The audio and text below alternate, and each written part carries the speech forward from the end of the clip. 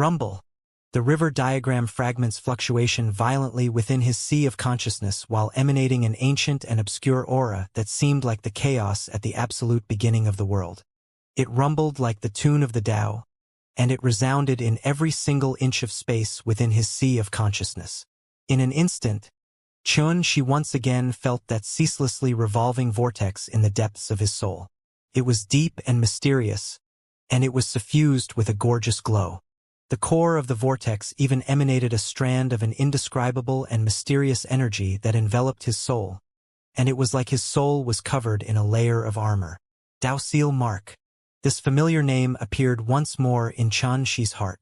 That day when he fused with the seventh river diagram fragment, this vortex and the mysterious and unfathomable Dao Seal Mark had been created within his soul. This energy was too obscure and mysterious, and he wasn't aware of its uses or effects. However, Xianxia was clearly aware that while he was enveloped by the Dao Seal Mark, then even if the energy of the heaven Dao descended, it would be unable to restrain his soul. Moreover, besides this, when he fused with the seventh river diagram fragment that day, a mysterious diagram had been revealed on the surface of the river diagram fragments. The diagram flowed with strands of mysterious words. Unfortunately, they were extremely blurred, so no matter how Xianxia tried to recognize them, he was merely able to faintly distinguish the ancient characters of and. However, this scene had merely appeared for an instant before it vanished, causing Xianxia to be puzzled for a very long time. Up until now, he still hadn't figured out the secrets hidden behind all of this. For example, what was the vortex? What was a Dao Seal Mark? Why would such a mysterious diagram surge out into appearance from the river diagram fragments? What sorts of secrets were recorded within those extremely blurry ancient characters?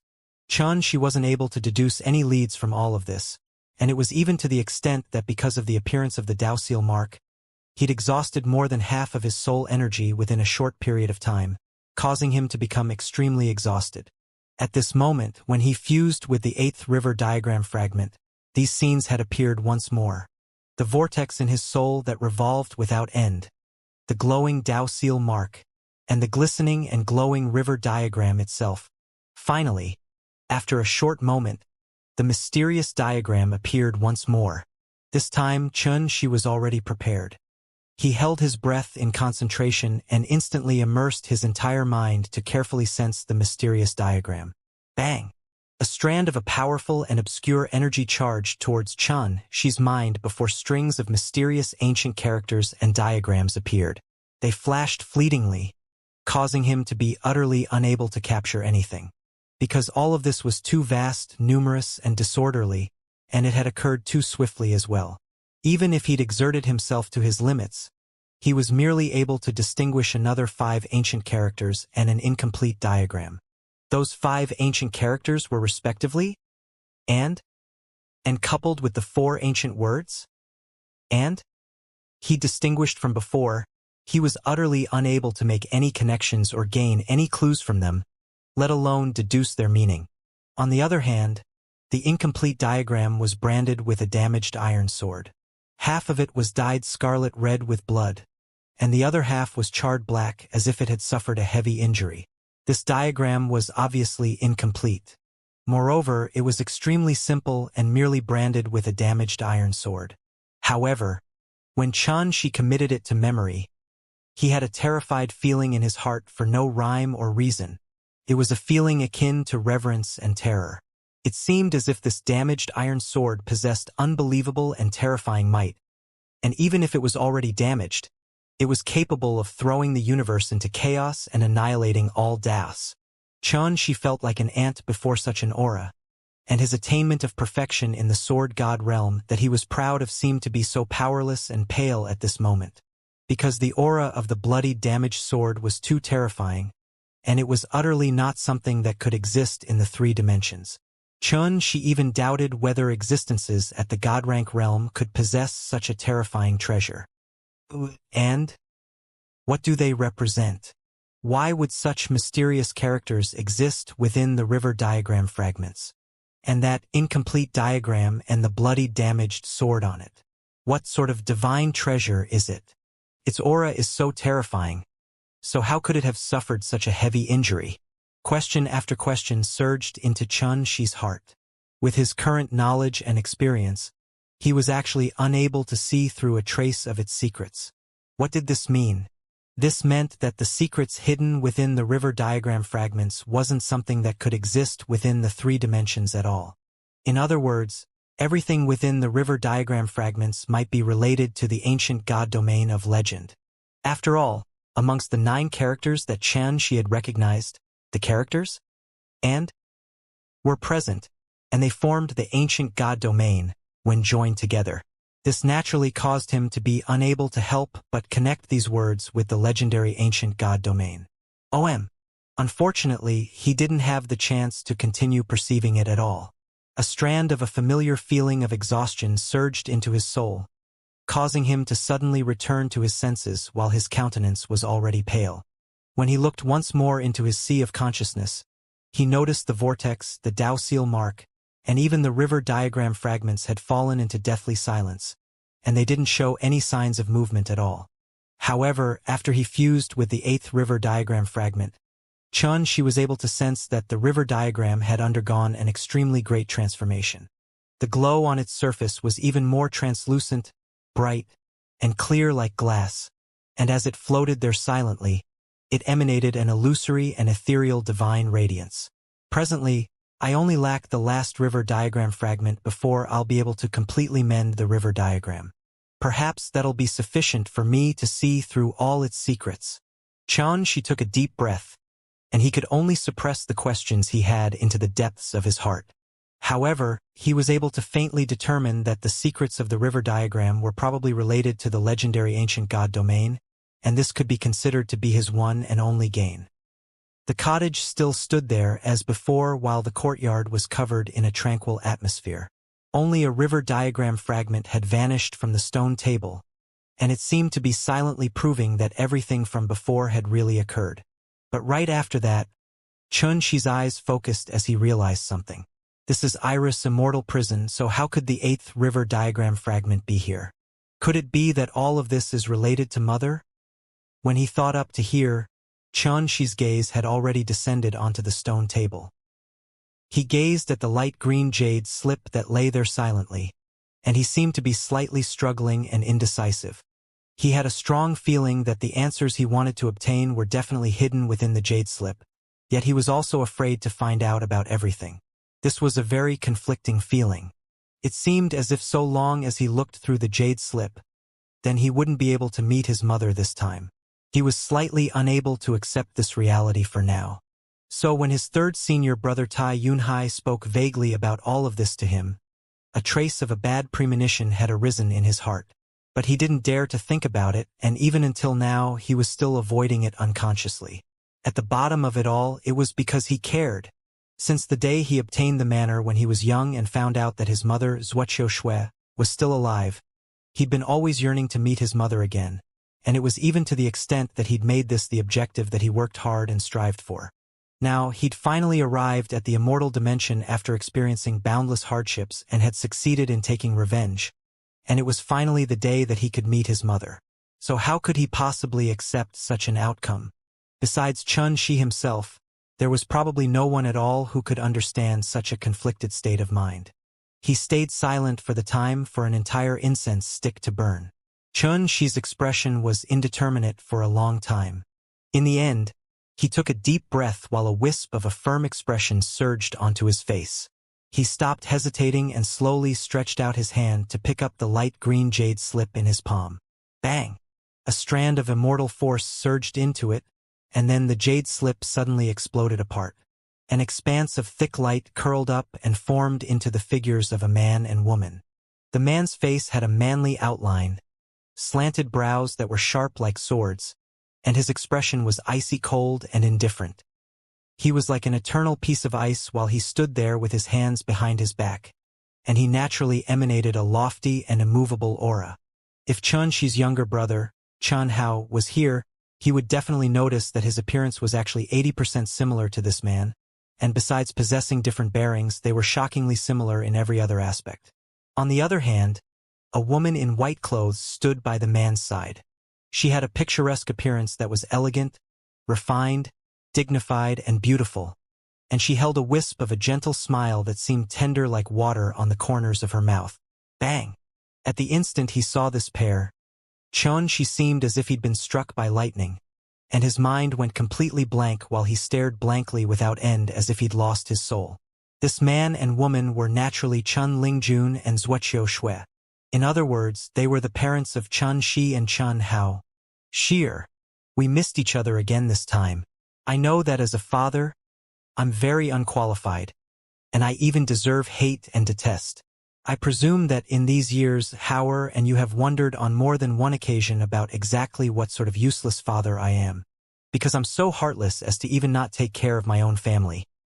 In the image, Chun Lingjun suddenly started speaking, and a wisp of complicated emotion that included guilt, shame, pain, agony, and various other emotions surged from his eyes. Shut up! When he heard this voice and the words spoken by this voice, an indescribable feeling of rage suddenly surged into Chun Shi's heart, causing his expressions to suddenly become ferocious. His veins bulged up while he couldn't refrain himself from roaring loudly in a grim voice, and he fell completely into a state of unprecedented rage. But at this moment he seemed to be so pitiable as well. He was like an extremely hurt child, and he'd lost all the calm and composure he usually had and had lost his steady and wise bearing. At the bottom of it all, he still had grudges against Chun Lingjun within the depths of his heart, and he was filled with rage. There were numerous reasons for his rage. It had been buried deeply within Chun Shi's heart over the years, and at this moment, it finally fully erupted uncontrollably.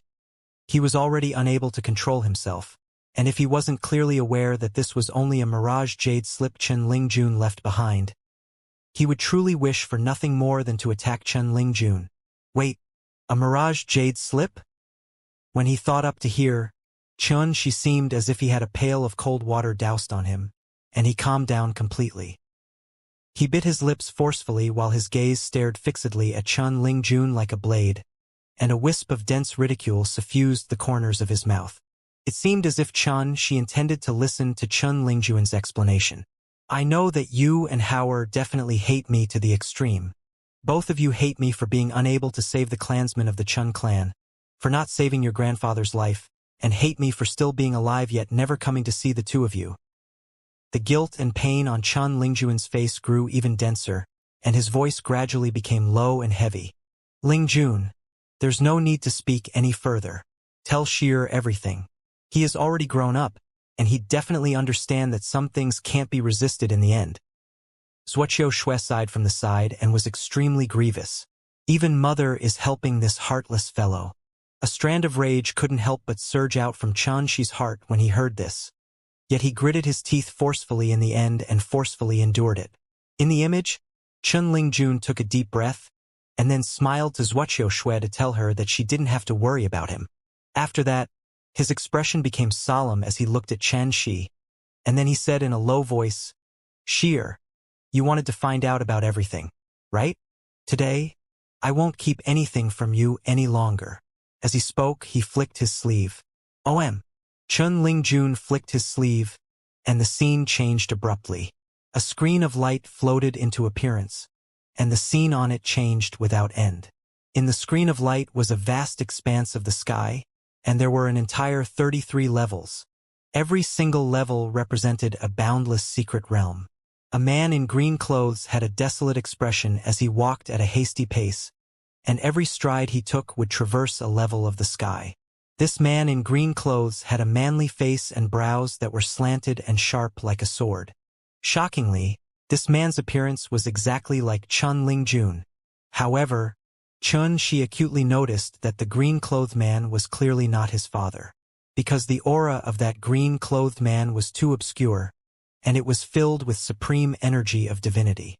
Moreover, every single move he made seemed to be able to split open the heavens and the earth and recreate the world. It was even to the extent that his imposing aura was even more formidable than Chun Shi's third senior brother, Tai Yunhai. How could such a supreme figure possibly be his father, Chun Lingjun? Yet it just so happened that this green-clothed man's appearance was exactly similar to Chun Lingjun. A flash of inspiration arose in Xianxia's mind, and then a thought floated up into appearance within his mind. He took a deep breath and stopped thinking while he continued watching it. After hastily taking 33 steps, the green-clothed man had already arrived above the 33 levels. This was an expanse of chaos, and the aura of divinity whistled through the surroundings while the sun, moon, and stars rose and fell. The most conspicuous of them all was a brilliant divine throne that stood towering at the center of the chaos. On the divine throne was the figure of a black-robed man sitting upright there. That figure seemed to be boundlessly tall, and he was completely suffused with a supreme dignified aura. He was like the ruler of the heavens and the earth, the exalt of all things, and he emanated a terrifying aura that caused the world to tremble before him. He sat upright on the divine throne, and the throne was brilliant because of him. Because this figure was too supreme and dignified, had an indistinct and empty aura, and was brilliant to the point he was impossible to look at, others were utterly unable to see his appearance clearly. When he saw this figure, Xianxia's heart shook once more. The sovereign sex master. He'd seen the aura revealed by this figure within the eye of divine truth and on Swearin Ting's body after Swearin Ting's body had been taken over. So how could he not recognize it? Father, no, this green-clothed man, why is he here? Why would he meet the sovereign sex master? Could it be that there's some sort of relationship between the two of them? For a time, countless questions arose in Xianxia's heart. Senior brother, I'm leaving. After the green-clothed man arrived above the 33 levels, he was silent for a long time before he finally looked at the supreme figure on the divine throne, and he spoke slowly while a wisp of a firm expression suffused his face. Senior brother. Xianxia was extremely shocked in his heart. Could it be that he's the junior brother of the sovereign sex master? During the primeval times, the gods and sages fought for supremacy, and everyone desired to take control of the 3 dimensions. You have a peaceful disposition and hold yourself aloof from the world, so I can understand all of this. I won't go against your will or ask you to go on expeditions for the sovereign sect. Yet why do you intend to leave? On the divine throne, the sovereign sex master spoke with an empty voice that didn't carry any emotion, yet it was filled with a supreme dignified aura. There is little common ground for understanding between people of differing principles.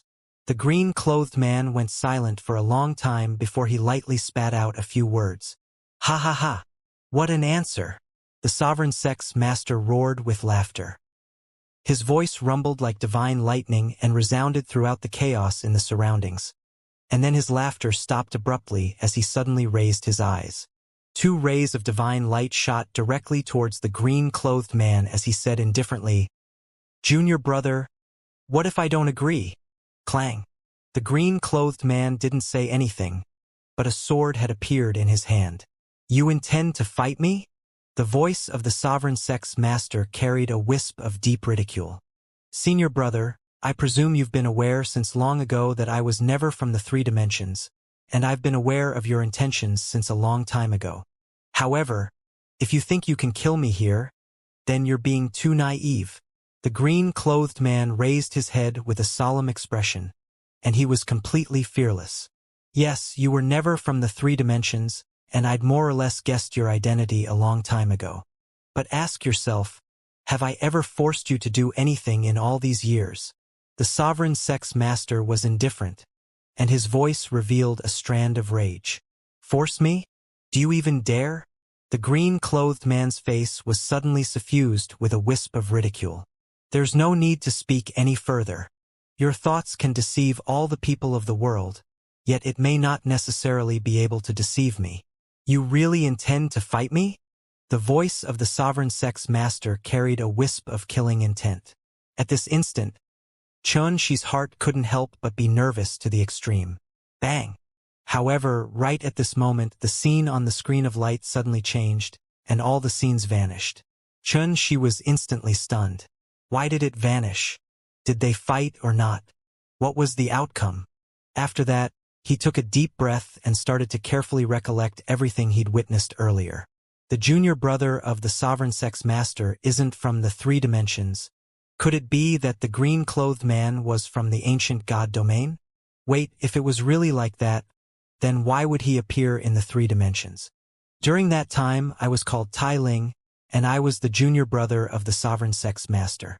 I was below one and above all others, and I was respected as the little martial uncle of the sovereign sect and was renowned throughout the primeval times. Haha! Unfortunately, all of that wasn't real in the end. Suddenly, the screen of light flashed, and Chun Lingjuan's voice sounded out. Sheer, there's no need to doubt it. That was me. However, it was just my first reincarnation after I arrived in the three dimensions. Chun Shi was extremely shocked in his heart when he heard this. Reincarnation. It really was reincarnation. He guessed this a long time ago, and he just didn't dare confirm it. Nor did he dare connect the junior brother of the sovereign sex master to his own father. But obviously, all of this was true. In the end, because of certain reasons, a conflict couldn't help but erupt between me and the sovereign sex master. He thought that he'd completely annihilated me, yet he'd never imagined that since I was able to reincarnate in the three dimensions, then I would naturally be able to reincarnate again. Chun Lingjun spoke once more, and his voice carried a wisp of pride, yet right after that, his voice became low and heavy once more. Never mind, watch yourself. As soon as he finished speaking, the screen of light appeared once more, and the scene within it changed as it revealed various other scenes. After Chun Shi finished watching it, he couldn't help but feel a wave of shock in his heart, and he found it difficult to believe, because in this second reincarnation, Chun Lingjun was called Taoist Xianxia, and he'd actually joined Oracle Mountain to become the second disciple of Oracle Mountain. He was respectfully addressed as Oracle Mountain's second lord. Later on, as Taoist Xianxia's cultivation deepened, he recovered the various memories of his past life, and he intended to leave the three dimensions. However, when he took this step, he was noticed by the master of the sovereign sect, and the sovereign sect's master sent the eye of heavenly tribulation down to obstruct and annihilate him, causing him to perish and reincarnate once more. My father has actually become my second senior brother? After he found out about all of this, numerous strange emotions arose in Chun Shi's heart. No wonder even third senior brother and the others don't know where second senior brother went. The screen of light flashed once more. It revealed Chun Lingjuan's third reincarnation. In this lifetime, he joined Dao Emperor Academy, cultivated painstakingly in the Sword Dao, and was ranked amongst the inner court students of the academy. In the end, after he recovered the various memories of his past, he left swiftly once more. Yet he was unable to accomplish his wish in the end and perished once more. In this lifetime he was called Yun Fuxing. Yun Fuxing. This name was extremely familiar to Chun Shi. At the moment he stepped foot into Dao Emperor Academy, many people had compared him to Yun Fuxing, and it was even to the extent that the sword room he resided in within the inner court now once belonged to Yun Fuxing. For a time, the feelings in Chun Shi's heart were complicated to the extreme. The junior brother of the sovereign sex master, the second lord of Oracle Mountain, Taoist Xianxia, Dao Emperor Academy's Yun Fuxing. All these figures that were extremely dazzling in the past were actually all my father, Chun Lingjun. This sort of feeling was truly complicated to the point of being indescribable. Chun Shi was slightly unable to distinguish exactly who his father, Chun Lingjun, actually was. At this point, the screen of light flashed, and it revealed Chun Lingjun and Wuxia Shui's figures once more. In this lifetime, my name was Chun Lingjun, and I became a little cultivator in the mortal world. I never expected that I would possess so many identities. Perhaps it was because my cultivation was too low, but I was even unable to recall everything from my past lifetimes. Chun Lingjun spoke with a complicated expression. Later on, when I met Aksu, I finally awakened a small portion of my memories. But because my cultivation was too weak, I fell to the inner demons of my past lifetimes and was unable to struggle free from them, and it caused me to make too many mistakes. When he spoke up to hear, his expression was covered in pain, and his figure trembled slightly. I was unable to save the lives of the Chun clan's clansmen, nor was I able to bring you and Howard up. I was too selfish, too useless, too heartless. Chun Lingjun suddenly became agitated. and he gritted his teeth as he said, "But I know that I'm Chun Ling-jun. I'm not the junior brother of the sovereign sex master. I'm not Taoist Shang-Ji, and I'm not Yun Fusheng. I'm Chun Ling-jun." When he finished saying this, it seemed to have taken all the strength in Chun Ling-jun, and it caused him to be haggard, desolate, and sad to the extreme. After reincarnating numerous times, every single reincarnation represented the sorrows and joys of separation and reunion. So, how could everything he experienced and witnessed possibly not affect his heart at all? In these years, he himself was extremely frustrated and was unable to distinguish exactly who he was. Could anyone in the world understand how all of this felt? Now he was enlightened. He was Chun Ling-jun, and he'd stopped being obsessed with the past and put down all the burdens in his heart. However, unfortunately, he was unable to escape the restraints of fate in the end. Because he wasn't someone from the three dimensions, and he had no choice but to leave because of certain reasons. Otherwise, why did he have to reincarnate for a few lifetimes and struggle bitterly until now? Xier, now, you ought to understand that it hasn't been easy for you, your younger brother, or your father. Zhuoqiu Shui, who'd remained silent all along, spoke, and her voice carried a wisp of sorrow and pain. How much of hardships were contained within the words "not easy" that she spoke. Chun Shi puckered his lips, yet his expression had already gradually recovered his calm. He was unable to say if he should hate or accept all of this, and he was unprecedentedly frustrated in his heart. Suddenly, the screen of light started shaking violently. Shit! There's not enough time. The calamity has already erupted. Chun Lingjuan's expression changed abruptly, and his expression was indeterminate. Ling-jun, let's go. This is your one and only chance, and you absolutely can't miss it. If Xier and Hauer find out about all of this, they'll definitely understand all of this. Zhuoqiu Shui spoke with a firm expression, and she grabbed Chun Ling-jun before her figure flashed. Bang! The entire screen of light completely exploded into pieces and vanished. In the air, Zhuoqiu Shui's last words sounded out. Xier, you absolutely must take care of that river diagram fragment. That's where the hope for our family to reunite in the future resides. At this point, everything had vanished. On the other hand, Chun Shi stood there while staring blankly. His heart rose and fell, and it was unable to calm down for a long time. Iris Desert. Wind was whistling by while spatial rifts flickered at all times as they flowed towards the surroundings. In the sky, a door stood towering there. Yet it was never silent, as numerous thick and large divine chains of order surged out from within it, and they seemed to be patrolling the three dimensions with the intention of restraining the gods that were in hiding. Obviously, this calamity that had swept through the three dimensions wouldn't vanish in a short period of time. Swoosh! A figure appeared out of thin air and strolled on Iris Desert. His clothes fluttered along with his dense jet-black hair, and it revealed a handsome appearance that was staring blankly. This figure naturally belonged to Chun Shi. Up until this moment, he still hadn't returned to his senses from everything he'd experienced earlier. His experience in the Iris Immortal prison allowed him to obtain the 8th river diagram fragment, and he'd recognized another 5 obscure ancient characters and a diagram that was branded with a bloodied, damaged sword. Most importantly, he finally had some information about his father, Chun Ling-jun, and the rage and incomprehension accumulated within his heart seemed to have been dispelled instantaneously as well. However, in Chun Shi's heart, it was still empty and painful. After all, this time, he wasn't able to meet his parents again, and needless to say, this was an extremely great regret for him.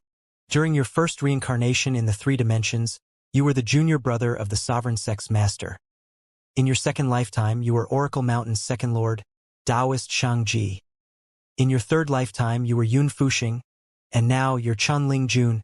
But where exactly did you come from? Chun Shi stared blankly as he fell into deep thought. He still remembered that his father, Chun Ling-jun, had said that he wasn't from the three dimensions. Then, where did Chun Ling-jun come from before he reincarnated? What sort of identity did he possess? All of this was unknown. However, Chun Shi was clearly aware that his parents, Chun Ling-jun and Zhuoqiu Shui, had left. They'd seized the opportunity presented by this calamity that swept through the three dimensions to leave the three dimensions. As for exactly where they'd gone or why they'd left in such a hurry, she was unable to determine the reason. All those years ago, Chun Lingjun, who was the junior brother of the sovereign sex master, intended to leave because of some sort of reason, yet he was annihilated by the sovereign sex master, and it was similarly because of that he suffered calamity and perished during his second and third lifetimes. Perhaps it was precisely because of this unknown reason that Chun Lingjun had no choice but to leave now. She took a deep breath and silently sensed the river diagram fragments that floated within his sea of consciousness. He was clearly aware in his heart that since his mother, Zuoqiu Shui, asked him to take good care of it before she left, then so long as he gradually unlocked its secrets, then the day would come where he would be able to be reunited with them. Right at this moment, she sensed something in his heart, and his eyes flowed with cold lightning. Swoosh! In the next moment, his figure vanished on the spot. Swoosh! Swoosh! Swoosh! In the sky extremely far away from Iris Desert, three figures suddenly appeared. Search carefully. This is the place that the 7 Godslaughter generals and senior brother Swerin perished at. Now that the calamity has descended, the gods have ceased to exist, so we must capture those rebels of the Zuoqiu clan. The young man in the lead, who wore a blood-red robe and had a ghastly pale countenance, spoke through his lips that were suffused with a dense blackish color. He was called Wu Ting, and he was an elite disciple of the sovereign sect. Wu Ting himself was in existence at the Immortal King realm, yet he wasn't ranked amongst the 7 elite disciples. The reason was that his strength was still a certain distance away from Swerin Ting, Jiang Lingxiao, and the other top-rate existences amongst the 7 elite disciples. Yes, at Wu Ting's side, 2 old men bowed in unison. Both of them wore gray robes, and the area above their chests on their robes was branded with the diagram of an obscure eye. This was the mark of the sovereign sect. This meant that these 2 gray-robed old men were ordinary disciples of the sovereign sect, and their status was roughly similar to Wei Xing, while their cultivations were at the half-step Immortal King realm. Remember, that kid called Chun, she must be found. Wu Ting seemed to have thought of something, and he instructed once more. Swoosh! Swoosh! The 2 gray-robed old men immediately received their orders and left. This time, my sovereign sect is sweeping through the 3 dimensions, and the Zuoqiu clan ought to be the first to be annihilated. If it wasn't because of them, how could senior brother Swerin Ting and the 7 Godslaughter generals have possibly suffered such a calamity and perished? All of these bastards that dare to go against the sovereign sect deserve to be killed. Wu Ting pondered deeply with an extremely ghastly expression. Unfortunately, he was utterly unaware that Swerin Ting's death wasn't related to others at all, and his body had been taken over by a strand of the sovereign sex master's will. It's still unknown whether eldest senior brother and senior sister Jiang Lingxiao have succeeded. So long as we take down the 7 great ancient clans and the 7 great academies of the immortal dimension, then it would be sufficient for my sovereign sect to quickly take control of more than half of the immortal dimension's territory. Wu Ting rubbed his chin while seeming to be lost in thought, and he got more excited the more he thought about it. In the past, the sovereign sect had been taken to be the public enemy of the 3 dimensions, and they could only hide themselves within the sovereign realm and were unable to make an appearance in the world for a very long time. Now, the calamity had finally descended, and the sovereign sect could finally stand proudly in the 3 dimensions to become the one and only ruler of the heavens and the earth. As an elite disciple of the sovereign sect, how could Wu Ting possibly not be excited by this? Senior brother Wu Ting. Suddenly, 2 shrill howls sounded out from the space extremely far away, and then they stopped abruptly, causing Wu Ting to instantly be jolted awake from his deep thought while his expression immediately became extremely gloomy. Damn it! Could it be that some sort of mishap occurred? Swoosh! Wu Ting didn't hesitate at all to flash, and he instantly teleported and vanished on the spot. In the depths of Iris Desert, 2 bloody corpses lay on the ground. Their eyes were opened wide while an expression of terror lingered on their faces. Not too far away from these 2 corpses was Zuoqiu Faming and the other half-step immortal kings. They were still seated cross-legged on the ground, and they didn't show any signs of waking up. coupled with the defensive formation that Xianxia set up, they actually didn't notice everything that occurred in their surroundings. A wave of fluctuation arose in space, and then Wu Ting's figure appeared. He saw such a scene at first glance, and his ghastly pale countenance was instantly suffused with a wisp of a savage expression. While the calamity has swept through the 3 dimensions, there's actually someone that dares to make a move against disciples of my sovereign sect. They're simply tired of living. Ha! No wonder. I was wondering when the sovereign sect became so brave to actually send 2 half-step immortal kings to give their lives away. So it turns out that an immortal king was following behind them. Suddenly, a cold and indifferent voice resounded, and it caused Wu Ting's face to sink.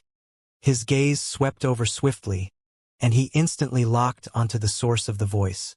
In that originally empty expanse of space, a figure suddenly floated into appearance. He wore green clothes, had a gaze that was indifferent like cold bolts of lightning, and as his long hair fluttered, a handsome and calm face was revealed. Xianxia? Wu Ting recognized Xianxia with a single glance, and his originally savage expression suddenly vanished and was replaced by ridicule and excitement. Ha ha ha! No wonder these 2 junior brothers of mine died so quickly. I heard that Wei Xing and an entire 69 half-step immortal kings together were unable to do anything to you at all. Now it would seem like you really deserve your reputation. Wu Ting's entire body suddenly surged with a strand of terrifying and explosive immortal king energy. His entire figure seemed to have transformed into a king that controlled the world, and he was arrogant and haughty as he roared with laughter. Unfortunately, no matter how extraordinary you are, you're only a half-step immortal king. You can be proud to perish at the hands of Wu Ting today. As he spoke, he actually attacked directly. Bang! He strode forward, and the entire heavens and the earth changed abruptly. The heavens, the earth, space, and time within an area of 50,000 kilometers had fallen into a motionless state, and it was completely controlled by Wu Ting. This was the might of an immortal king. With a single thought, they could control time and space and bring about a shocking change in the situation.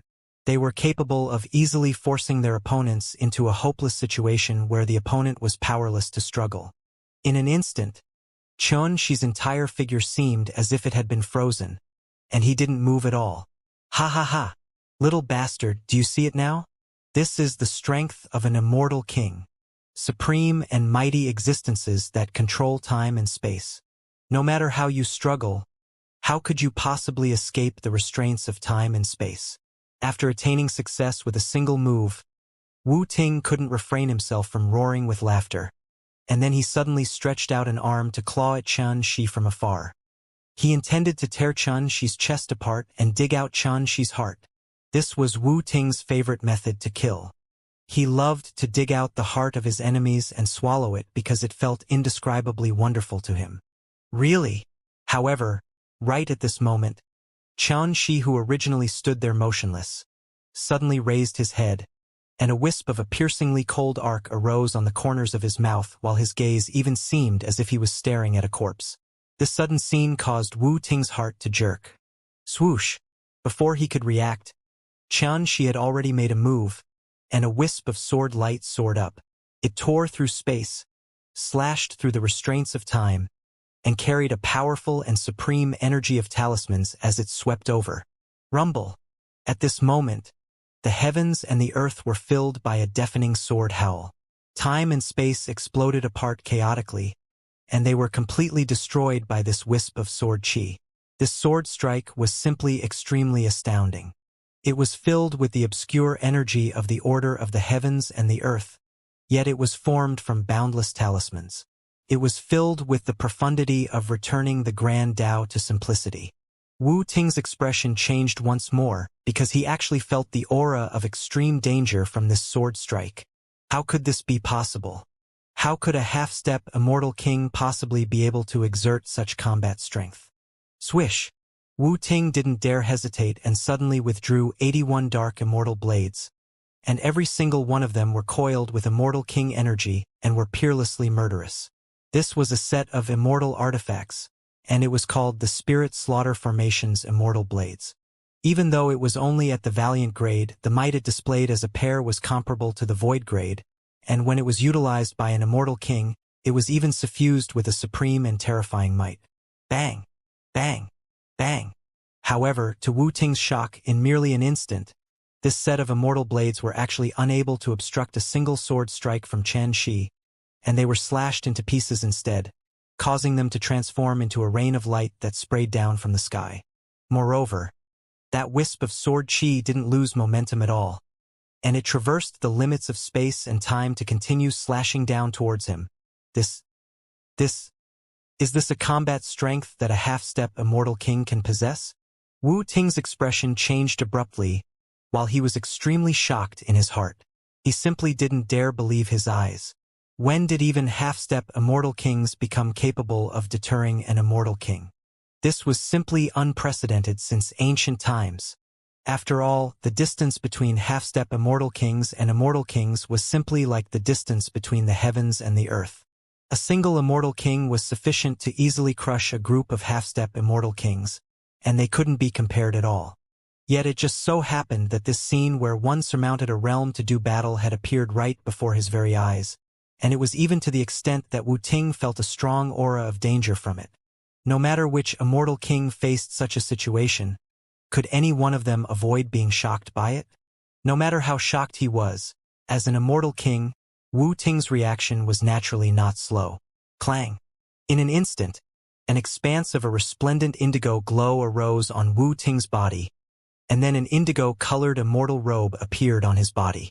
At the same time, a dark green spear appeared in his hand, and it emanated a terrifying sharp glow. Bang!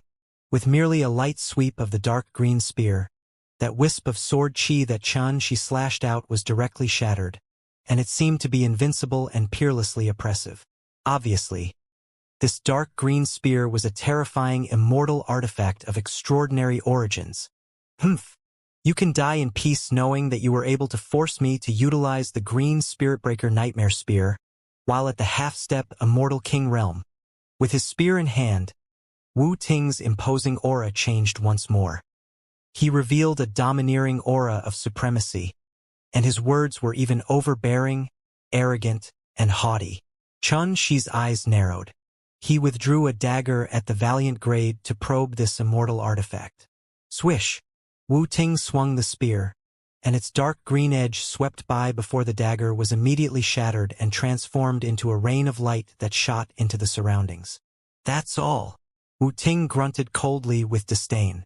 Xianxia's expression remained unchanged as he stared at the dark green spear in Wu Ting's hand. This treasure isn't bad. Why don't you hand it over to me for safekeeping? It just happens to be able to be taken as a material and fused into my treasure. Ha ha ha! What a presumptuous little fellow. Even though immortal artifacts are great, you have to be alive to take it. Wu Ting roared with laughter. He held the spear in one hand and pointed it towards Xianxia from afar, and a strand of piercingly cold killing intent instantly seethed and covered the heavens and the earth. At this moment, the heavens and the earth were filled with a murderous aura, and even time and space had become frozen and were wailing without end. My fortune has always been not bad. Since you've agreed, then I'll come take it. A divine glow flowed within Xianxia's eyes before he vanished on the spot with a swish. You're courting death. Wu Ting attacked. The spear stabbed out like a bolt of green divine lightning, and it was like a boundless green sky that was filled with monstrous killing intent. Xianxia's figure flashed and avoided this attack because this treasure was too sharp. It threw time and space into chaos and caused a myriad of strands of killing intent to arise. So Xianxia had no choice but to be careful.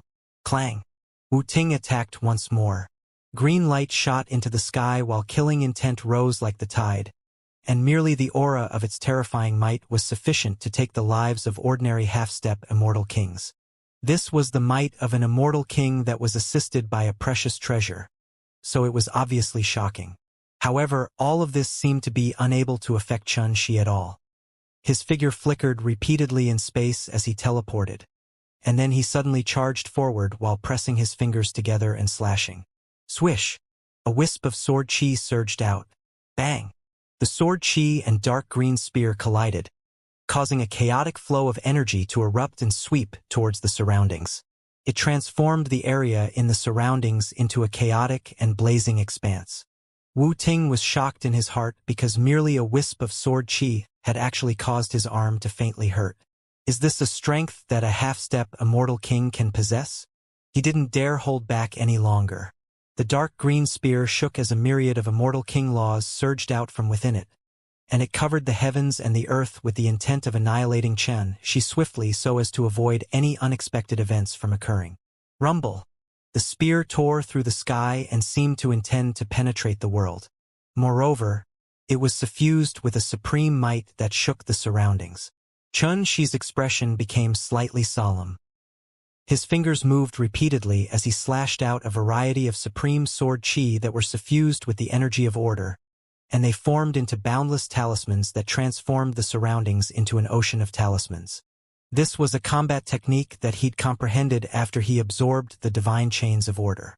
It utilized the supreme energy of inheritance contained within the infinite divine talisman as its core, and it fused with the talisman Saint Tao and supplemented by the profundities of time and space. In the end, it was returned back to simplicity and combined into one before being completely fused into the sword Tao. In this way, every single one of the seemingly simple strands of sword chi he executed were actually filled with the various peak forces that he possessed, and its might was so formidable that it had arrived at a world-shocking level. Clang! Clang! Sparks shot into the surroundings. The subsequent part of the battle was extremely intense. Wu Ting held the green Spiritbreaker Nightmare Spear in hand as he fought Chen Shi, and they fought violently through the heavens and the earth and transformed an area of a few tens of millions of kilometers within Iris Desert into their battlefield. For a time, various terrifying scenes like gods howling, thunderclaps, flashes of lightning, raging waves, and blood filling the sky shook the heavens and the earth. If others were to witness this scene, they would absolutely not dare believe that a half-step immortal king was actually able to fight an immortal king equally, because this was simply inconceivable. Amidst the intense battle, Wu Ting's expression gradually became gloomy, and a wisp of terror arose in his heart. Up until this point in the battle, he'd already utilized his secret treasure and executed various lethal moves, and if it was an ordinary half-step immortal king, that person would have been annihilated in an instant. However, all of this was actually unable to do anything to this damnable ant before him. If it was merely this, then Wu Ting wouldn't have been so terrified. But the key point was that Chen Shi was still bare-handed at this point of the battle and hadn't utilized an immortal artifact. What did this mean? Just thinking about it caused Wu Ting's scalp to go numb. This was the first time Wu Ting had encountered such a heaven-defying existence since he advanced into the Immortal King realm, and it had simply overturned all his past perceptions towards half-step immortal kings. Martial Tao will, Cultivation Foundation, Comprehension of the Tao, Cultivation in the Sword Tao, Combat Technique. This kid has probably even surpassed immortal kings in every aspect. Otherwise, how could he possibly fight me equally while staying barehanded? Damn it! Where did this bastard come from? Isn't he a little too monstrous? Logically speaking, with his current ability, it would be sufficient for him to easily step foot into the ranks of immortal kings. Why is he still staying at the half-step immortal king realm now? Could it be he intends to condense a primeval Tao quintessence? When this thought floated into appearance within Wu Ting's mind, it caused his heart to tremble once more. The primeval Tao quintessence. That was something only existences that established the most perfect immortal king grand Tao were able to possess. Once it was attained, then the universe within the body would fuse with the chaos from the absolute beginning of the world and accommodate the void. Its might was absolutely unbelievably formidable. However, because this path was too obscure and difficult to accomplish, unless one possessed unprecedented karmic luck, heaven-defying natural talent, and a world-shocking immortal king foundation, it was utterly impossible to comprehend and grasp. According to Wu Ting's knowledge, there was probably not a single immortal king amongst a million that was capable of condensing a primeval Tao quintessence. Even if it was within the sovereign sect, there were merely one or two existences amongst the elite disciples that had comprehended and grasped the primeval Tao quintessence, and the others, including Wu Ting himself, weren't able to grasp such a force. Yet now, Xianxia was merely at the half-step immortal king realm yet already possessed such ability, and it was even to the extent that it was extremely likely that Xianxia would comprehend and grasp the primeval Tao quintessence. This was sufficient to make Wu Ting feel extremely threatened. This kid must be killed today. When he thought up to here, a wisp of an extremely resolute expression and ghastly killing intent surged out from Wu Ting's eyes. Bang!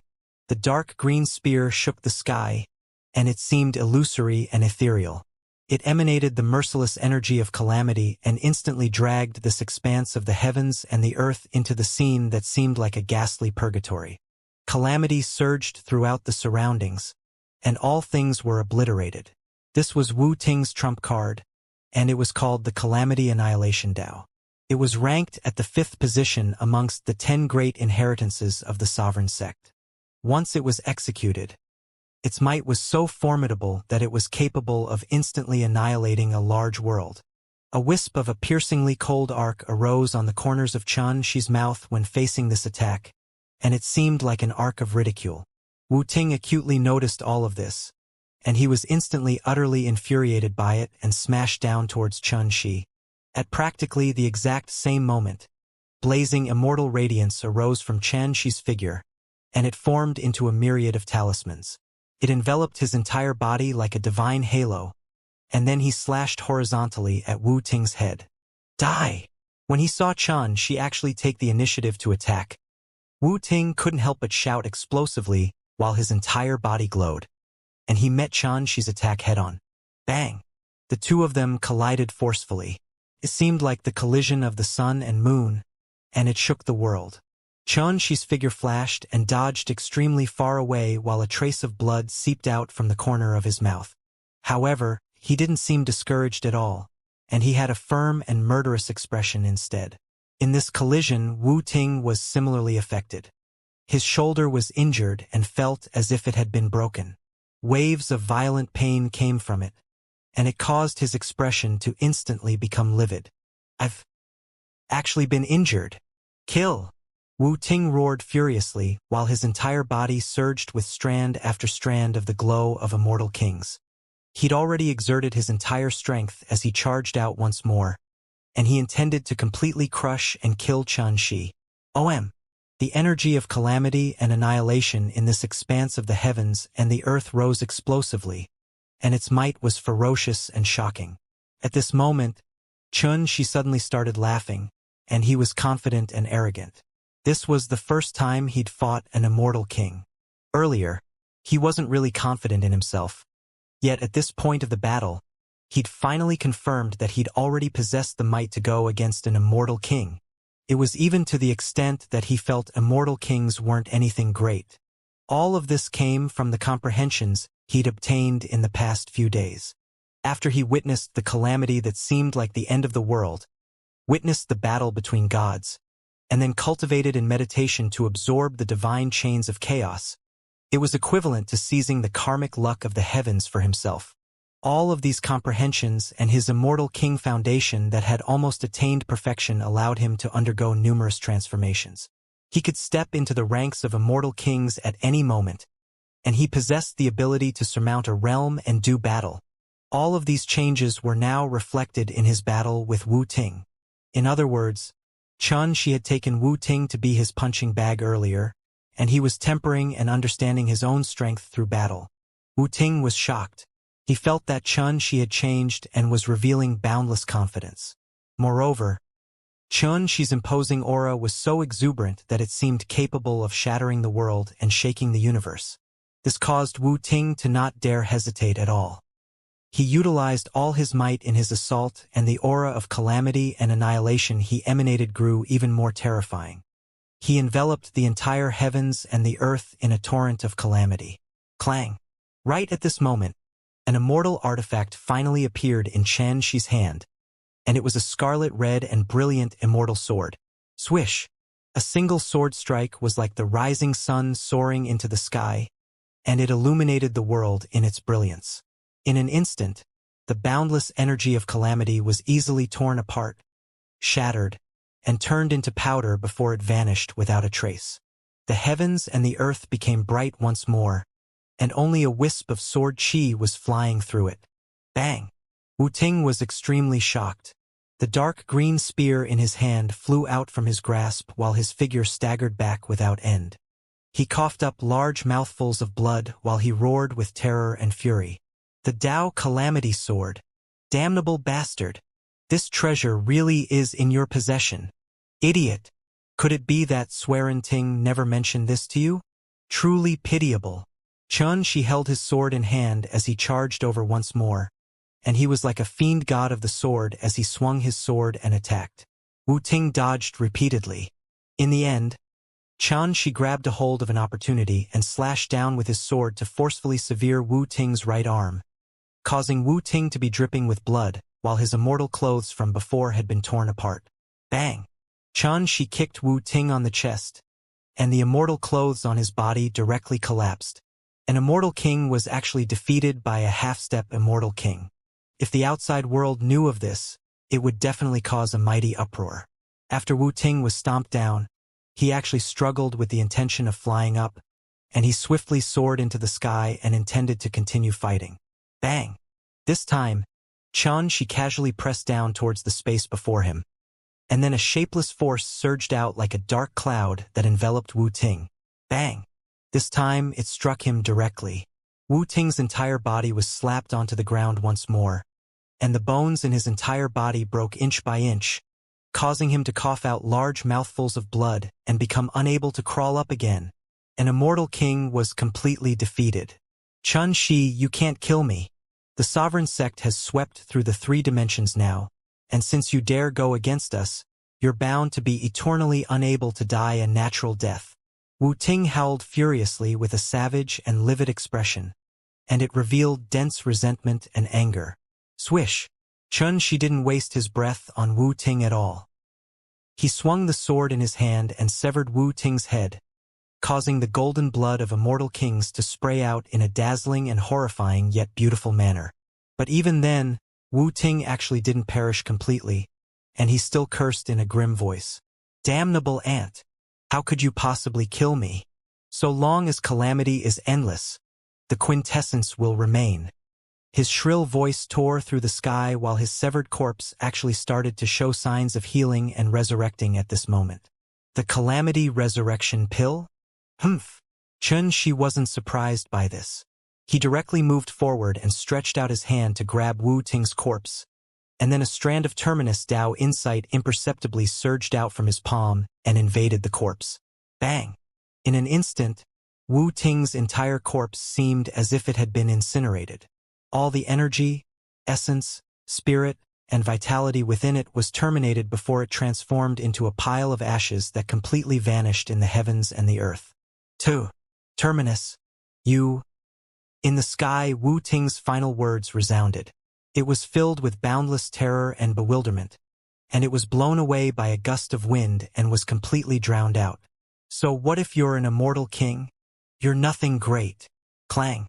Xianxia put the Dao Calamity Sword away and started to clean up the battlefield. This time, Xianxia had killed Wu Ting and 2 half-step immortal kings from the sovereign sect. Unfortunately, the spoils of the battle weren't really satisfying to Xianxia, because besides the green Spiritbreaker Nightmare Spear being of extremely great value, there were only some immortal materials, immortal herbs, and other such treasures. It wasn't that these treasures were worthless, and it was that they weren't attractive in Xianxia's eyes now. This was an extremely normal thing. If it was during the period he'd just arrived at the immortal dimension, every single treasure here would absolutely cause him to feel overjoyed. Yet now, he'd already stepped onto the path to become an immortal king, and his vision had already been placed outside the 3 dimensions. So it was very difficult for ordinary treasures to please him. This green Spiritbreaker Nightmare Spear isn't bad. It's at the extreme rank of the Void grade, and it's only a trace away from possessing the might of a divine artifact. It's entirely possible for it to be refined into the talisman armament. Xianxia held Wu Ting's spear in his hand and observed it in detail for a moment, and then he put it away. He cultivated in the talisman Dao and sword Dao, and not the spear Dao. So even though this spear was a rare treasure, in his eyes, it was only a rare material that could be utilized to refine the talisman armament. Presently, Xianxia was already clearly aware that immortal artifacts were divided into the ordinary grade, dark spirit grade, cosmic grade, valiant grade, and void grade, and they respectively corresponded to the heavenly immortal, mysterious immortal, golden immortal, saint immortal, and immortal king realms. However, in terms of the utilization of immortal artifacts, there wasn't such a strict requirement. For example, immortal kings with deep resources and reserves could even possess divine artifacts, while those that were poor could only utilize void-grade immortal artifacts. On the other hand, divine artifacts could be roughly divided into artificial divine artifacts and natural divine artifacts. Artificial divine artifacts were refined and created by the gods, and they possessed various different abilities, whereas natural divine artifacts were naturally born from the chaos. There were extremely few of them, and every single one of them were treasures that could only be chanced upon by luck. When compared with natural divine artifacts, artificial divine artifacts seemed to be slightly inferior, yet it wasn't actually the case.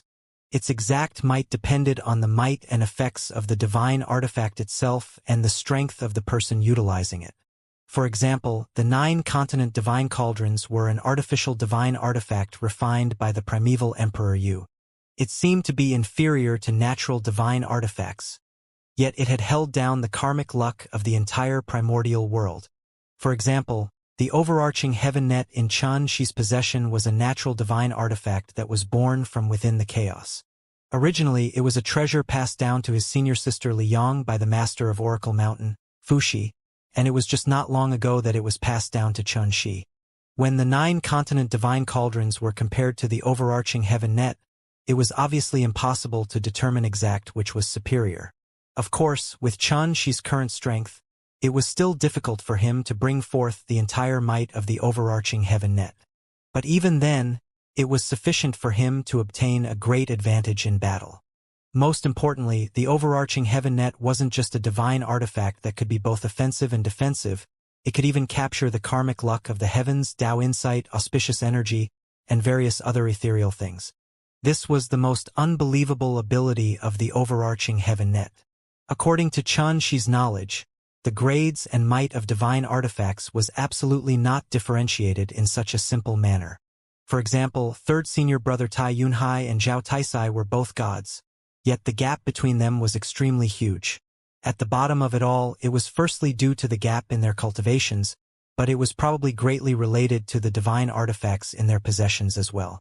Perhaps only when Xianxia arrived at the God-rank realm would he be able to truly understand the value of divine artifacts. Xianxia, you killed an immortal king just now? Suddenly, a voice resounded by Xianxia's ears. He turned around and looked over, and he saw Wuxia Faming looking at him with a surprised and bewildered expression, while shock filled the space between Wuxia Faming's brows. Obviously, the battle from before had alarmed Wuxia Faming. Moreover, it wasn't just that. Those elders at the half-step immortal king realm from the Wuxia clan had been jolted awake as well. They stood by Wuxia Faming's side as they gazed at Xianxia with strange expressions, and it seemed as if they were getting to know him for the first time. Yes, Xianxia didn't hide it. At any rate, they'd witnessed it, so it was utterly impossible to avoid.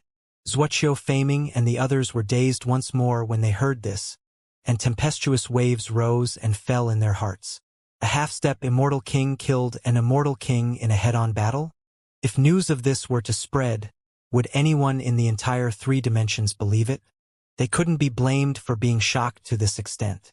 After all, it was common knowledge that even though half-step immortal kings seemed to be only half a step away from the immortal king realm, that half-step was like a natural chasm that lay across the 2 realms. From the ancient times until now, besides some terrifying figures that were born within the chaos, practically no one was capable of surmounting this chasm. Yet now, Xianxia had accomplished it. This could simply be considered as an unprecedented miracle. Seniors, all of you've completely refined and absorbed that piece of the divine chains of order? Xianxia had no choice but to break the silence. He'd never gotten very accustomed to being looked at in this way, and it made it seem as if he was a freak. Wuxia Faming and the others seemed as if they'd awakened from a dream, and then they revealed grateful expressions as they nodded successively. It's all thanks to you that we're able to seize the karmic luck of the heavens this time.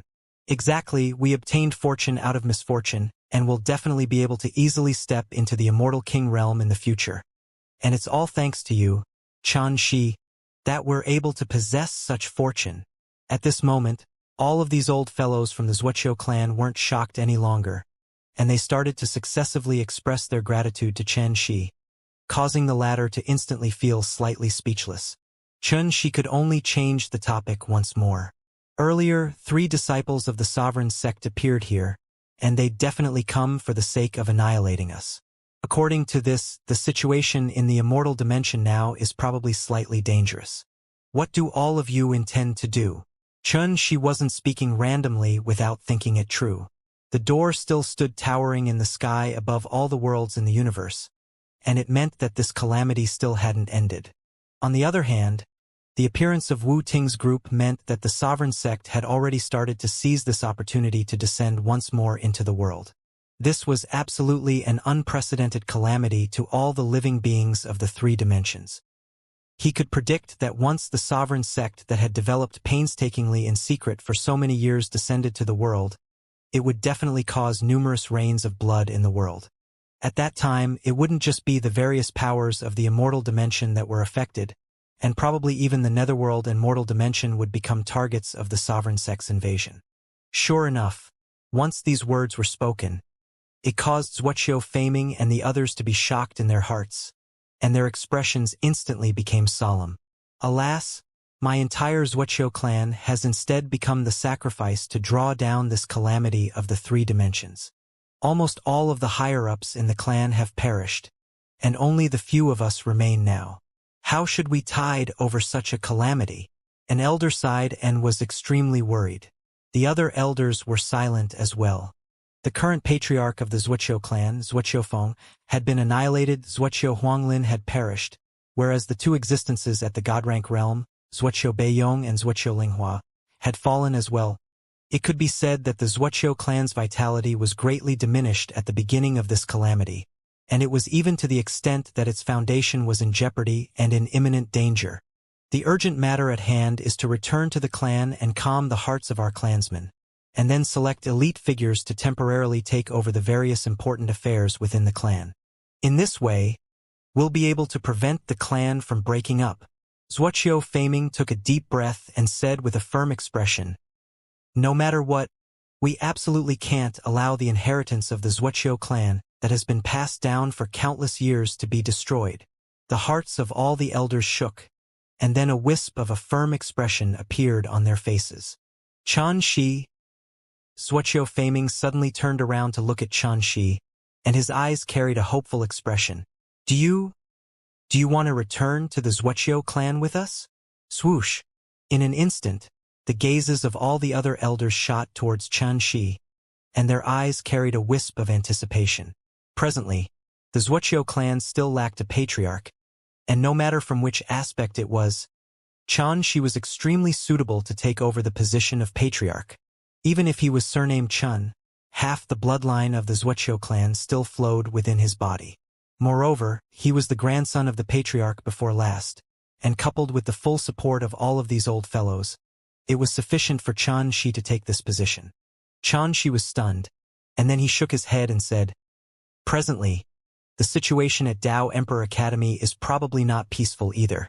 I carry the instructions of senior brother Meng Xinghe, so I can only return to the academy first." He understood the intentions of Wuxia Faming and the others, but he would absolutely not take control of the Wuxia clan. At the bottom of it all, he didn't have the slightest good impression of the Wuxia clan. Wuxia Faming and the others couldn't help but feel a sense of loss when they heard this. "However, if all of you encounter any trouble, then feel free to come look for me at Dao Emperor Academy," said Xianxia in a serious manner. "All right, then it's decided." Wuxia Faming took a deep breath and suppressed the sense of loss in his heart before he roared with hearty laughter. Even though the other elders felt a sense of loss in their hearts, they knew that this was already the best outcome. After all, Xianxia couldn't be compared to the past now. He wasn't just about to take over the position of Dean in Dao Emperor Academy. He was even a personal disciple of Oracle Mountain. How could their Wuxia clan possibly make such a peerless figure stay in their clan? The wind stopped blowing, yet the divine chains of order that covered the sky still floated above, and they guarded the door in the sky. Even though they didn't move at all and seemed to have fallen into a still and silent state, yet the heavenly might they emanated still terrified the three dimensions. The gods of the three dimensions seemed to not exist any longer, and the aura of calamity in the heavens and the earth seemed to have vanished. Everything seemed to be extremely peaceful. However, all the cultivators in the universe were clearly aware that this calamity hadn't ended. When all the gods that were restrained and dragged into the last day's domain had perished, it would be their turn to suffer calamity. Swoosh! Xianxia transformed into a flowing ray of light that flickered through space, and he traveled via teleportation because after he bid his farewells to Wuxia Faming and the others, he'd decided to return to Dao Emperor Academy first. I wonder how chaotic the immortal dimension has become during these days since the calamity arrived. As he traveled, Xianxia pondered deeply. Based on his instinct, he felt that many things had happened in the world, and perhaps all the living beings of the three dimensions were trembling in terror and uneasiness. It wasn't just because of the calamity, and it was also because the shadows of the sovereign sect had started to envelop the three dimensions. After the time for an incense stick to burn, Xianxia traveled for a long time after leaving Iris Desert, and he finally stepped onto Valiant Star Continent. He arrived in an ancient city, and he lingered there for half a day and obtained a great deal of information that caused him to be unable to help but feel surprised and bewildered in his heart. It turned out that since the calamity erupted, the entire three dimensions had fallen into great unrest. Divine chains descended from the heavens to restrain the gods, and it swept through the three dimensions, causing all the cultivators in the world to tremble in terror. For a time, the entire three dimensions fell into unrest, and there wasn't a single area that was peaceful, causing chaos caused by war, slaughter, and fleeing to arise along with it. No one knew if all the gods in the three dimensions had been restrained, but practically everyone had witnessed the might of this calamity that erupted in the three dimensions, and they witnessed the terrifying scene of numerous gods being restrained and captured. Most shocking of it all was that even Nuwas Dao Palace's Skunda world had been sealed off, and it had vanished beneath the calamity, while no further news had come from it. No one was aware if this supreme sect still existed. It's one of the three supreme sects. Could it be that it has suffered calamity just like that? Xianxia was shocked, and then he faintly felt that this matter was absolutely not so simple. After all, Nuwas Dao Palace was in existence on par with Oracle Mountain and the Sovereign Sect, so how could it possibly suffer calamity and be annihilated just like that? However, this matter was still able to allow Xianxia to realize exactly how terrifying the might of this calamity that the Sovereign Sect started in advance was. It caused Nuwas Dao Palace to have no choice but to avoid it and choose to fall into silence. On the other hand, wasn't Oracle Mountain the same?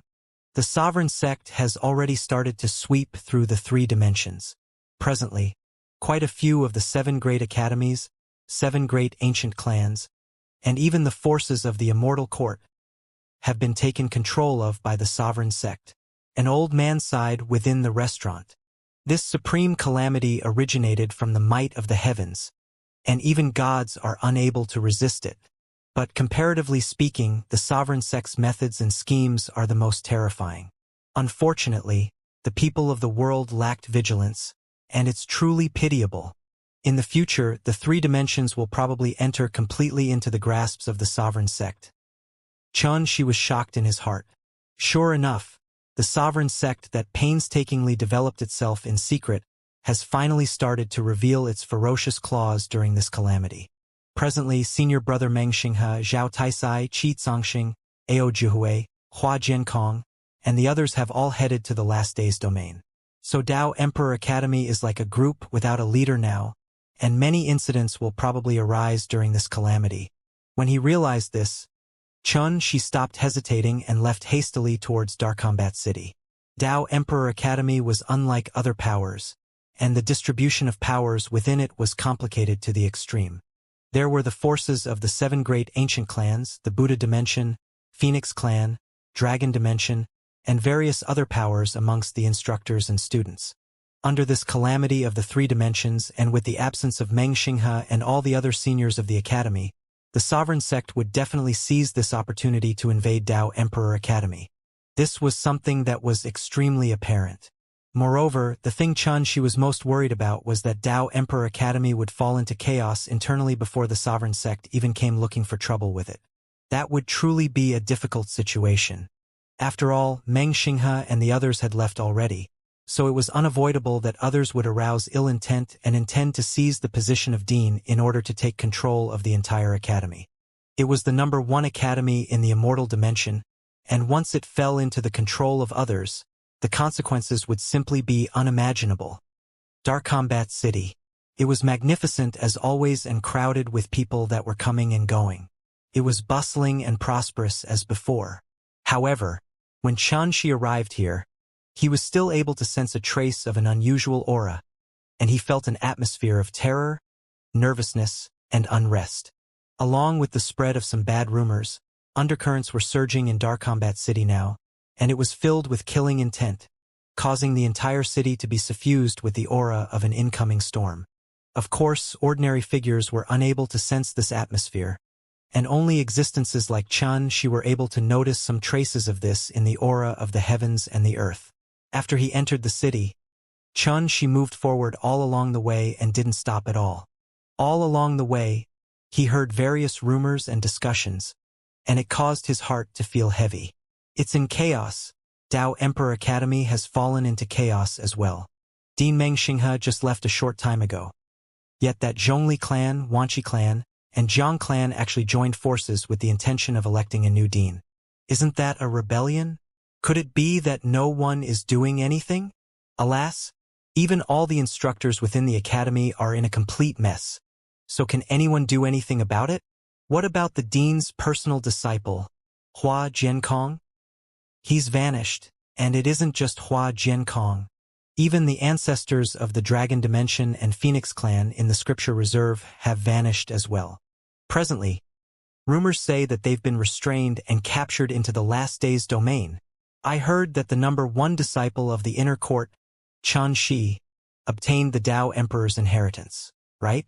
Even if someone is to take over the position of dean, it ought to be Xianxia. Xianxia? He's indeed extraordinary amongst the younger generation. But unfortunately, he's still young, and he's only at the Saint Immortal realm.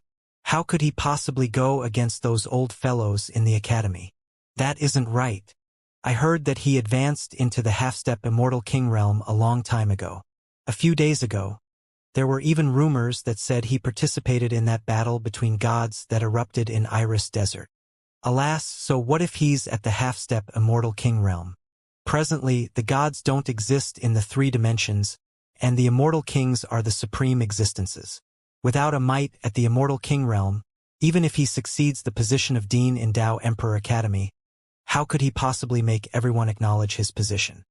He'll probably be unable to deal with all of them. All along the way, Xianxia heard all of these discussions, yet his state of mind wasn't really affected. However, he felt a wisp of worry towards the situation in the academy.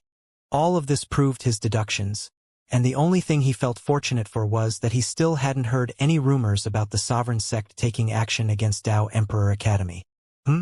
Xianxia seemed to have noticed something and suddenly stopped moving while a wisp of a ghastly cold bolt of lightning surged into appearance within his eyes. There were numerous people on the streets, and it was bustling with endless streams of people and carriages. However, at this moment it had suddenly become silent. The entire street seemed as if it had been isolated, and it was silent and empty. The people on the street had been moved away by a shapeless force, and it revealed an empty expanse of ground on the street. Those people were completely unaware of all of this, and it seemed to be extremely strange. However, Xianxia was clearly aware that this was the ability of an immortal king who's controlled the energy of time and space to instantly transform this expanse of the heavens and the earth. Show yourself. Xianxia's expression became calm and indifferent, and his gaze that was like a bolt of lightning locked coldly onto the distant sky. Little fellow, you should leave Dark Combat City for now. There are some things that your current self isn't able to meddle in. Along with this extremely dignified voice, a woman's figure appeared in the distance.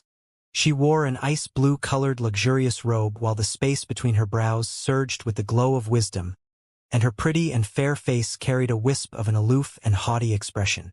As she stood there in a casual manner, she seemed like a supreme king looked down upon the world. She seemed high and mighty, and she carried pride and a dignified aura that was deep-rooted. Obviously, this was an immortal king. "Who are you?" She spoke coldly. At this moment, only the two of them remained on the entire street, and they stood in confrontation from afar, causing the deathly silent atmosphere in the surroundings to reveal a trace of a murderous aura that filled every single inch of this space. "I'm Xianxia from the Xianxia clan. You're probably not heard of me, but it isn't important. You only have to understand that since I'm here today, you must leave Dark Combat City. Otherwise, your life would be in danger." The woman spoke with a graceful and dignified bearing, and her tone was flat, yet it revealed an indisputable aura. "You were waiting for me from the beginning?" She frowned. He didn't recognize this person, yet he faintly determined that this Xianxia probably represented the will of the Xianxia clan, which was one of the 7 great ancient clans. Moreover, he wondered why she'd suddenly made an appearance at this moment and obstructed him. Exactly. Xianxia didn't deny it, and she seemed to be extremely frank. However, it was precisely such an attitude that caused her to seem extremely forceful and oppressive. "Why?" She remained unmoved. Only his eyes had lost its warmth and became completely icy cold, and it didn't contain any more fluctuations of emotions because he'd vaguely guessed a possibility. "Why ask about something you know the answer to? Little fellow, my patience is limited. If you continue delaying, then I can only make a decision for you." Xianxia spoke in a flat tone while revealed a dignified bearing. Moreover, her eyes were still as water, and they were filled with indifference. "Haha, an immortal king was actually sent to obstruct me just for the position of dean. Your Xianxia clan really is resolute. However, if your clan thinks that it can take control of everything, then it might not necessarily be the case." She smiled lightly, yet his smile didn't contain any emotion at all. "Little fellow, you're still too young. With that little bit of cultivation that you possess, how many formidable existences would you be able to go against? It isn't just my Xianxia clan that made a move this time. Out of consideration that it was rather difficult for you to cultivate until now, I advise you to not suffer a huge loss for a little gain and lose your life here. It wouldn't be worth it." Xianxia sighed lightly. "I'll give you a piece of advice as well. Now that the 3 dimensions has fallen beneath the calamity, all of you aren't going against the sovereign sect, yet intend to cause trouble in the territory of my Tao Emperor Academy? Is that any different from helping the wicked perpetuate evil?" Xi's expression was solemn as he was slightly infuriated. "Little fellow, you're infuriated. You won't listen to anything I say now. How unfortunate. Another world-shocking genius of the 3 dimensions is going to perish." Xianxia sighed once more, and her voice hadn't finished resounding through the air when copious killing intent rumbled and surged throughout the surroundings. Amidst the seething killing intent in the surroundings, Xiaxia's entire body glistened and emanated the dark golden aura of an immortal king as she took control of the heavens and the earth. Bang! At practically the exact same moment, Xi's figure flashed into the air. He stretched out his hand and pressed down, causing an expanse of clouds formed by talismans to float into appearance, and they flowed with an auspicious glow as they smashed down towards her. A wisp of disdain arose on the corners of Xiaxia's mouth while strands of dazzling light surged out from her entire body, and then she slapped down lightly, causing the entire expanse of clouds to be shattered into a rain of light that shot into the surroundings. "No one can disturb us in this expanse of the heavens and the earth. Little fellow, I'll send you on your way right now." Amidst her dignified and flat voice, Xianxia stretched out her hand and clawed, causing a golden and dazzling hairpin to float into appearance, and it transformed into a golden glow that tore through space and time as it enveloped down towards Xianxia. Xianxia's entire aura was like a boundless ocean and grew in exuberance. He strode through space as he pressed his fingers together before slashing out. Swish! The sword chi surged and carried terrifying energy of order. It formed into dense talismans that were vast and obscure, and it actually forcefully crushed the golden hairpin amidst a bang.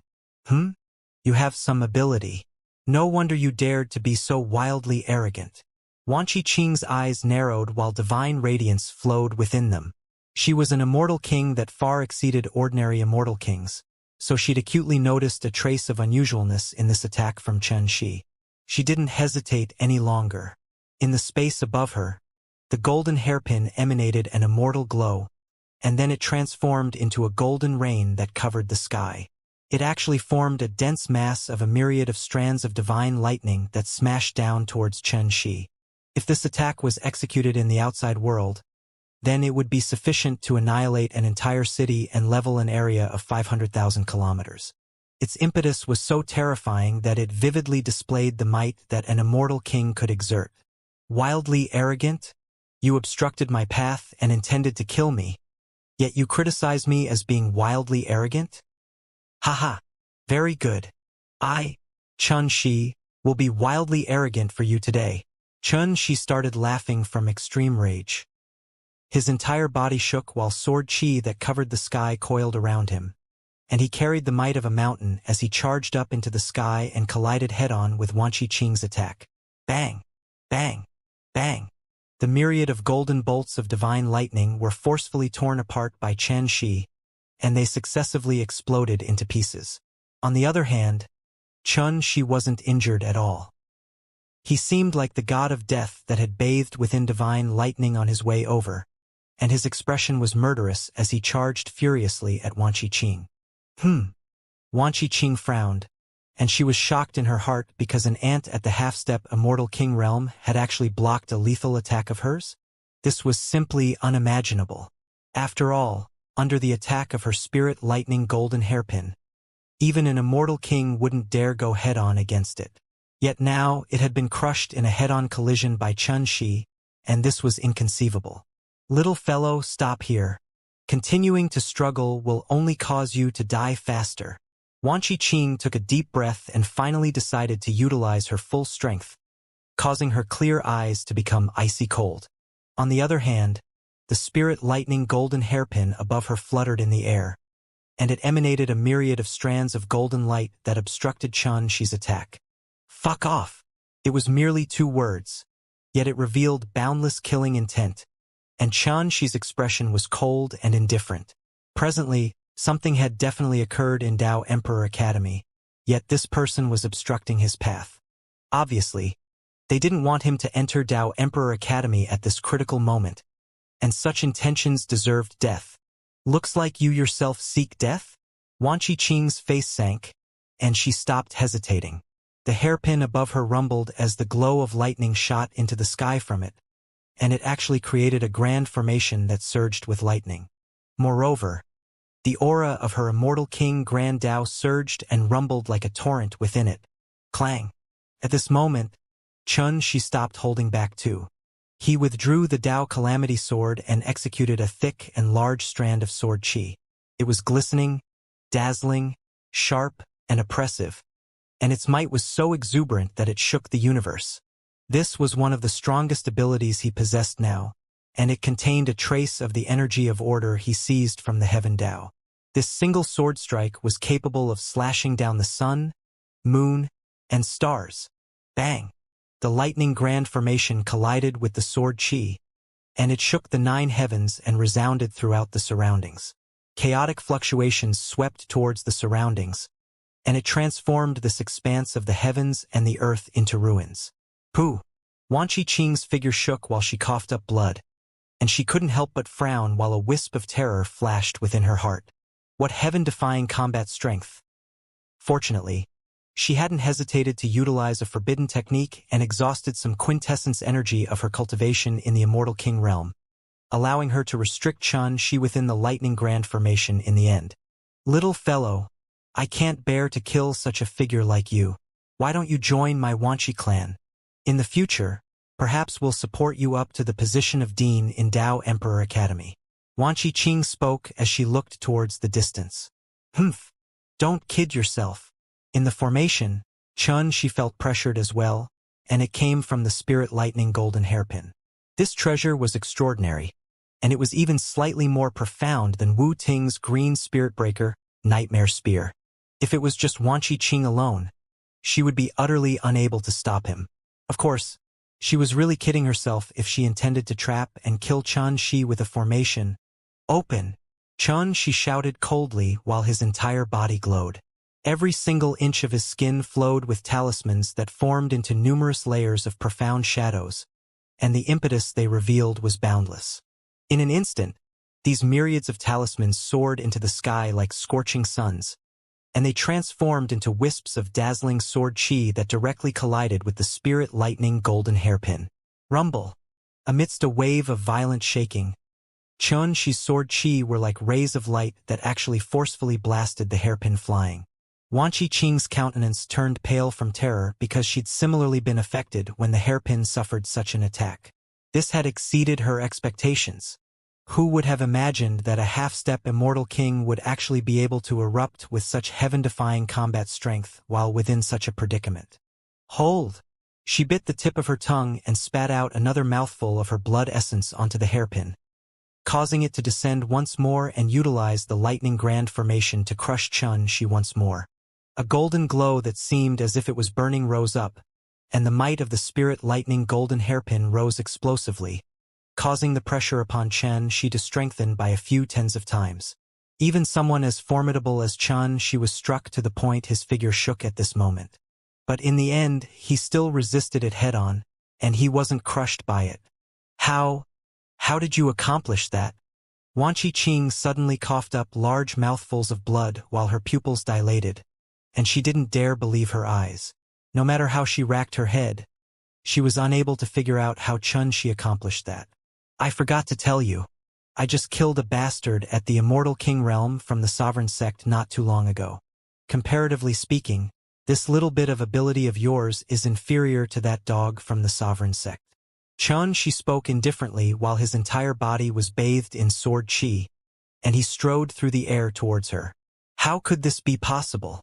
How could this be possible? You're only at the half-step Immortal King realm. At this moment, Wan Qing finally felt terrified, and there was even an extreme feeling of humiliation from having her dignity trampled upon, causing her to howl furiously and charge at Chen Shi. Clang! A blood-red sword flashed through the sky. Chen Shi held the Tao Calamity sword in hand as he blasted the spirit lightning golden hairpin flying, causing Wan Qing to seem as if she'd been struck by lightning. She fell from the sky with a bang, causing her hair to become disheveled while her countenance turned pale, and her aura was on the verge of falling into disorder. You? Wan Qing was both furious and terrified, and her eyes almost split apart from rage as she was unable to accept all of this. Am I wildly arrogant?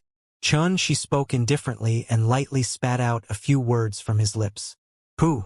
As he spoke, he slashed lightly with the blood-red sword in his hand, and then Wan Qing's head rolled down from her neck. Golden blood sprayed into the sky as an immortal king perished just like this. Even until the moment of her death, she was unable to figure out how a half-step immortal king could accomplish all of this. Rumble! Along with Wan Qing's death, the entire heavens and the earth transformed before returning once more to normal, and Chen Shi returned to the familiar street he was on before this.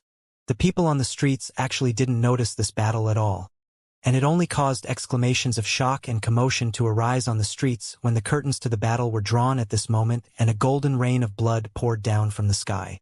What happened just now? The crowd was bewildered, terrified, and uneasy. It's Chen Shi. He's finally made an appearance.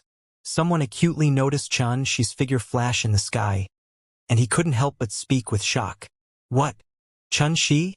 Could it be that he returned now to succeed the position of Dean in Tao Emperor Academy? When they found out that Chen Shi had returned, it caused all the cultivators to be shocked. Actually, after this world-shocking battle had ended, it had been noticed, and then news of it swiftly spread. After all, so long as a figure like Chen Shi made an appearance, it was impossible to not draw attention. Swoosh! Space shook. In an instant, Chen Shi arrived outside Tao Emperor Academy. He raised his eyes and looked over, and he noticed that the ancient restriction that enveloped the surroundings of the academy had actually been destroyed, This caused Xianxia's face to turn gloomy. According to his knowledge, this restriction was passed down since the primeval times, and no matter what sort of calamity descended onto the academy, it had continued to exist until now and had never been shaken. Yet now it had been destroyed. Obviously, some sort of shocking and unexpected event had occurred within the academy. "Who are you? Quickly withdraw from here." An old man appeared and shouted at Xianxia with a grim voice.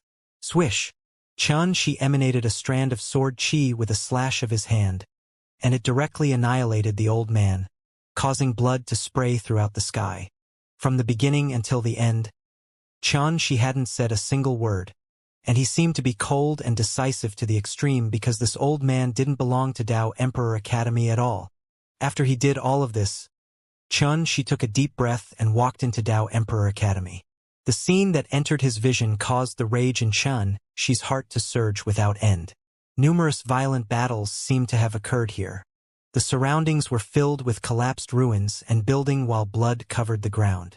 Everywhere that met the eyes was actually covered in ruins, and the atmosphere from the past that was like a tranquil and beautiful immortal paradise had completely vanished. Damn it! Xianxia squeezed out this word from the cracks between his teeth, and his expression grew even more indifferent. His icy cold eyes burned with a wisp of uncontrollable flames of rage, seething like lava as he was on the verge of erupting. Rumble! A wave of intense rumbling suddenly sounded out from afar. Xianxia stopped hesitating and teleported at full speed. All along the way he was actually obstructed a few more times, and all of them were extremely formidable half-step immortal kings that possessed various immortal artifacts. He didn't know which power these fellows belonged to, but the outcome was the same. All of them were mercilessly annihilated by Xianxia. The outer court has been reduced to ruins. I wonder how the other areas are now. Xianxia teleported at full speed while he sensed the sounds of battle that came from afar, and he quickly traversed the outer court and arrived in the inner court. Who is it? Suddenly, Xianxia stopped moving while his gaze swept towards the distance like a bolt of lightning. However, he was stunned on the spot right after that. Xianxia, quickly come over. A young woman in a green dress appeared in the distance. Surprisingly, it was Axiu. Xianxia instantly heaved a sigh of relief when he saw Axiu. His greatest worry wasn't about the destruction of the academy, and it was instead that his friends and seniors would be harmed. If the academy was destroyed, it could be repaired, but if they were to lose their lives, then it would be impossible to repair. Axiu, what happened in these past few days? Where are the others? Xianxia's figure flashed, and he arrived by Axiu's side. We can't stay here for long. Come with me first. As she spoke, Axiu withdrew a light green piece of silk, and then it transformed into a light barrier that enveloped her and Xianxia. They actually instantly vanished into thin air, and they didn't even leave behind a trace of their auras. Within a colorful passageway in an expanse of overlapped space, Axiu led Xianxia forward at a quick pace, and in next to no time, they arrived within a secret realm that was like a minor world. Xianxia, kid, you've finally returned. As soon as Xianxia arrived here, he noticed numerous figures standing on a Dao platform, and they seemed to be discussing something. As soon as they noticed Xianxia's appearance here, all of them spoke with pleasant surprise. Shockingly, the head instructors of the inner court, Wang Daolu, Shenyuan Pujuan, the outer court's Dean Zhou Zhili, the dean of the Pill Reserve Chen Haoran, and the others were all here. There was around 20+ people here, and all of them were prestigious instructors in the academy. Besides them, Yi Tang, Zhen Lu, Zhao Mingli, Ji Shenbing, and the other inner court students were present here as well. Xianxia walked forward and greeted all of them, his heart easing up greatly. However, he felt slightly dissatisfied when he thought about how Wang Daolu and the others remained indifferent towards the unexpected event that had erupted within the academy and even hid within this secret realm instead. However, Xianxia was clearly aware that he was currently unaware of the exact situation within the academy. So it wasn't right for him to flare up, and he could only forcefully restrain this strand of displeasure that was in his heart. Where are the others? Xianxia swept the surroundings with his gaze, and he noticed that there weren't many students present here. There's no need to worry. Presently, the Academy has suffered a great unexpected event. All the students of the Star Alliance and some students of the Inner Court have been carefully protected elsewhere. Axiu explained from the side. What exactly happened in these past few days? She couldn't help but frown and ask when he heard this. He'd just witnessed the horrifying state the Academy was in, and he'd even been repeatedly obstructed and encircled all along the way. There was still a strand of killing intent stuck in his heart, and he didn't have a place to vent it. It's a long story, but at the bottom of it all, it's because of the calamity. Wang Delu spoke while his brows knit tightly together, and his face was covered with a wisp of deep worry as he explained everything to Chen Shi. It turned out that after this calamity swept through the three dimensions and along with the departure of Meng Xinghe, Hua Jiankong, Zhao Taisai, Qi Zongxing, Ao Jihui, and the others, the entire Dao Emperor Academy had fallen into disorder. It was like a host of dragons without a leader, and everyone was terrified and uneasy, coupled with a few powers coveting the position of dean and causing trouble. Even Wang Delu and the other instructors were powerless to take control of the situation, causing the academy to fall into chaos. Moreover, 3 days ago, the instructors from the Zhongli clan, Wanqi clan, and Jiang clan had suddenly joined forces with the intention of occupying the Dao Emperor Divine Palace and electing a new dean. It was like a single stone that caused 1,000 waves. As soon as it occurred, it immediately suffered extreme opposition from numerous instructors and students. However, the three great powers persisted willfully and arbitrarily, and they even crushed all opposition with bloody methods, causing numerous conflicts to erupt. Many instructors and students had perished from this, and it caused Dao Emperor Academy to fall completely into upheaval. It wasn't just that, during this chaotic situation, the Ji clan, Mu clan, Dragon Dimension, Phoenix clan, and the other powers within the academy started to join into this, and they intended to support the candidate they selected up onto the position of dean in the academy.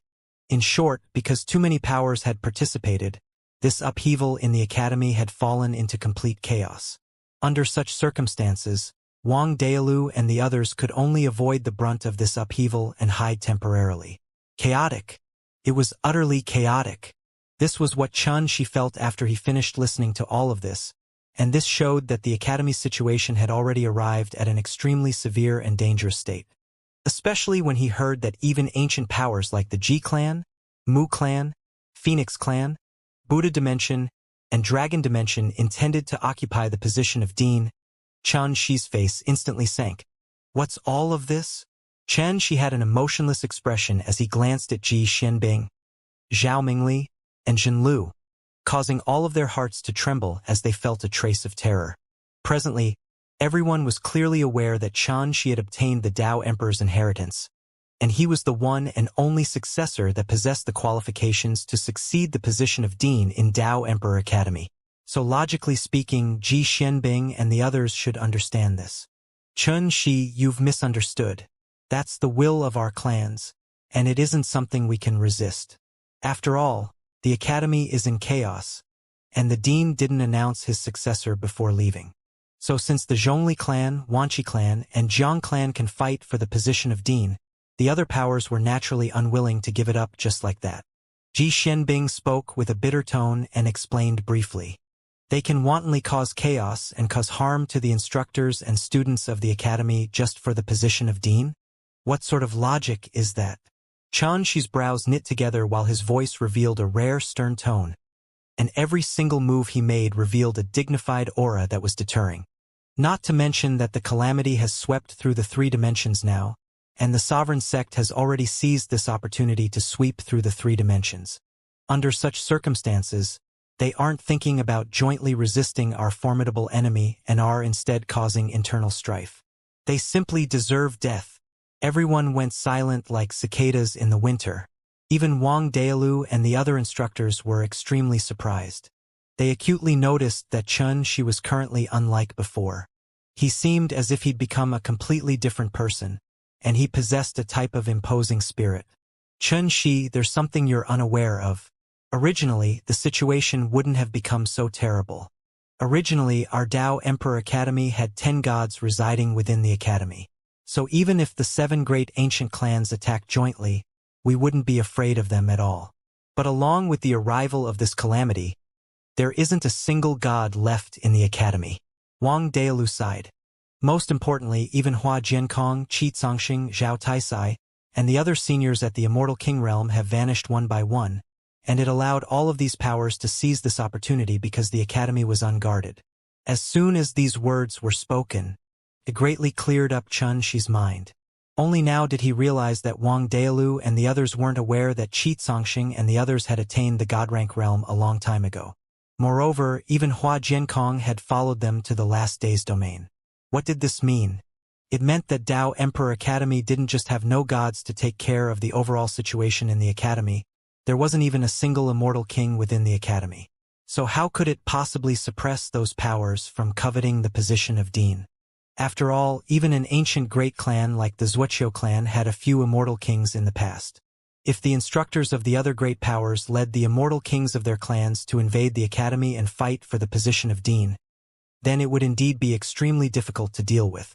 For example, Wanqi Qing that Chun Shi encountered earlier was obviously an immortal king from the Wanqi clan. On the other hand, if the Wanqi clan, Zhongli clan, Jiang clan, and the other great powers had all sent immortal kings out for the sake of fighting for the position of dean in the academy, then such a situation was indeed something that Wang Daolu and the others were unable to resist.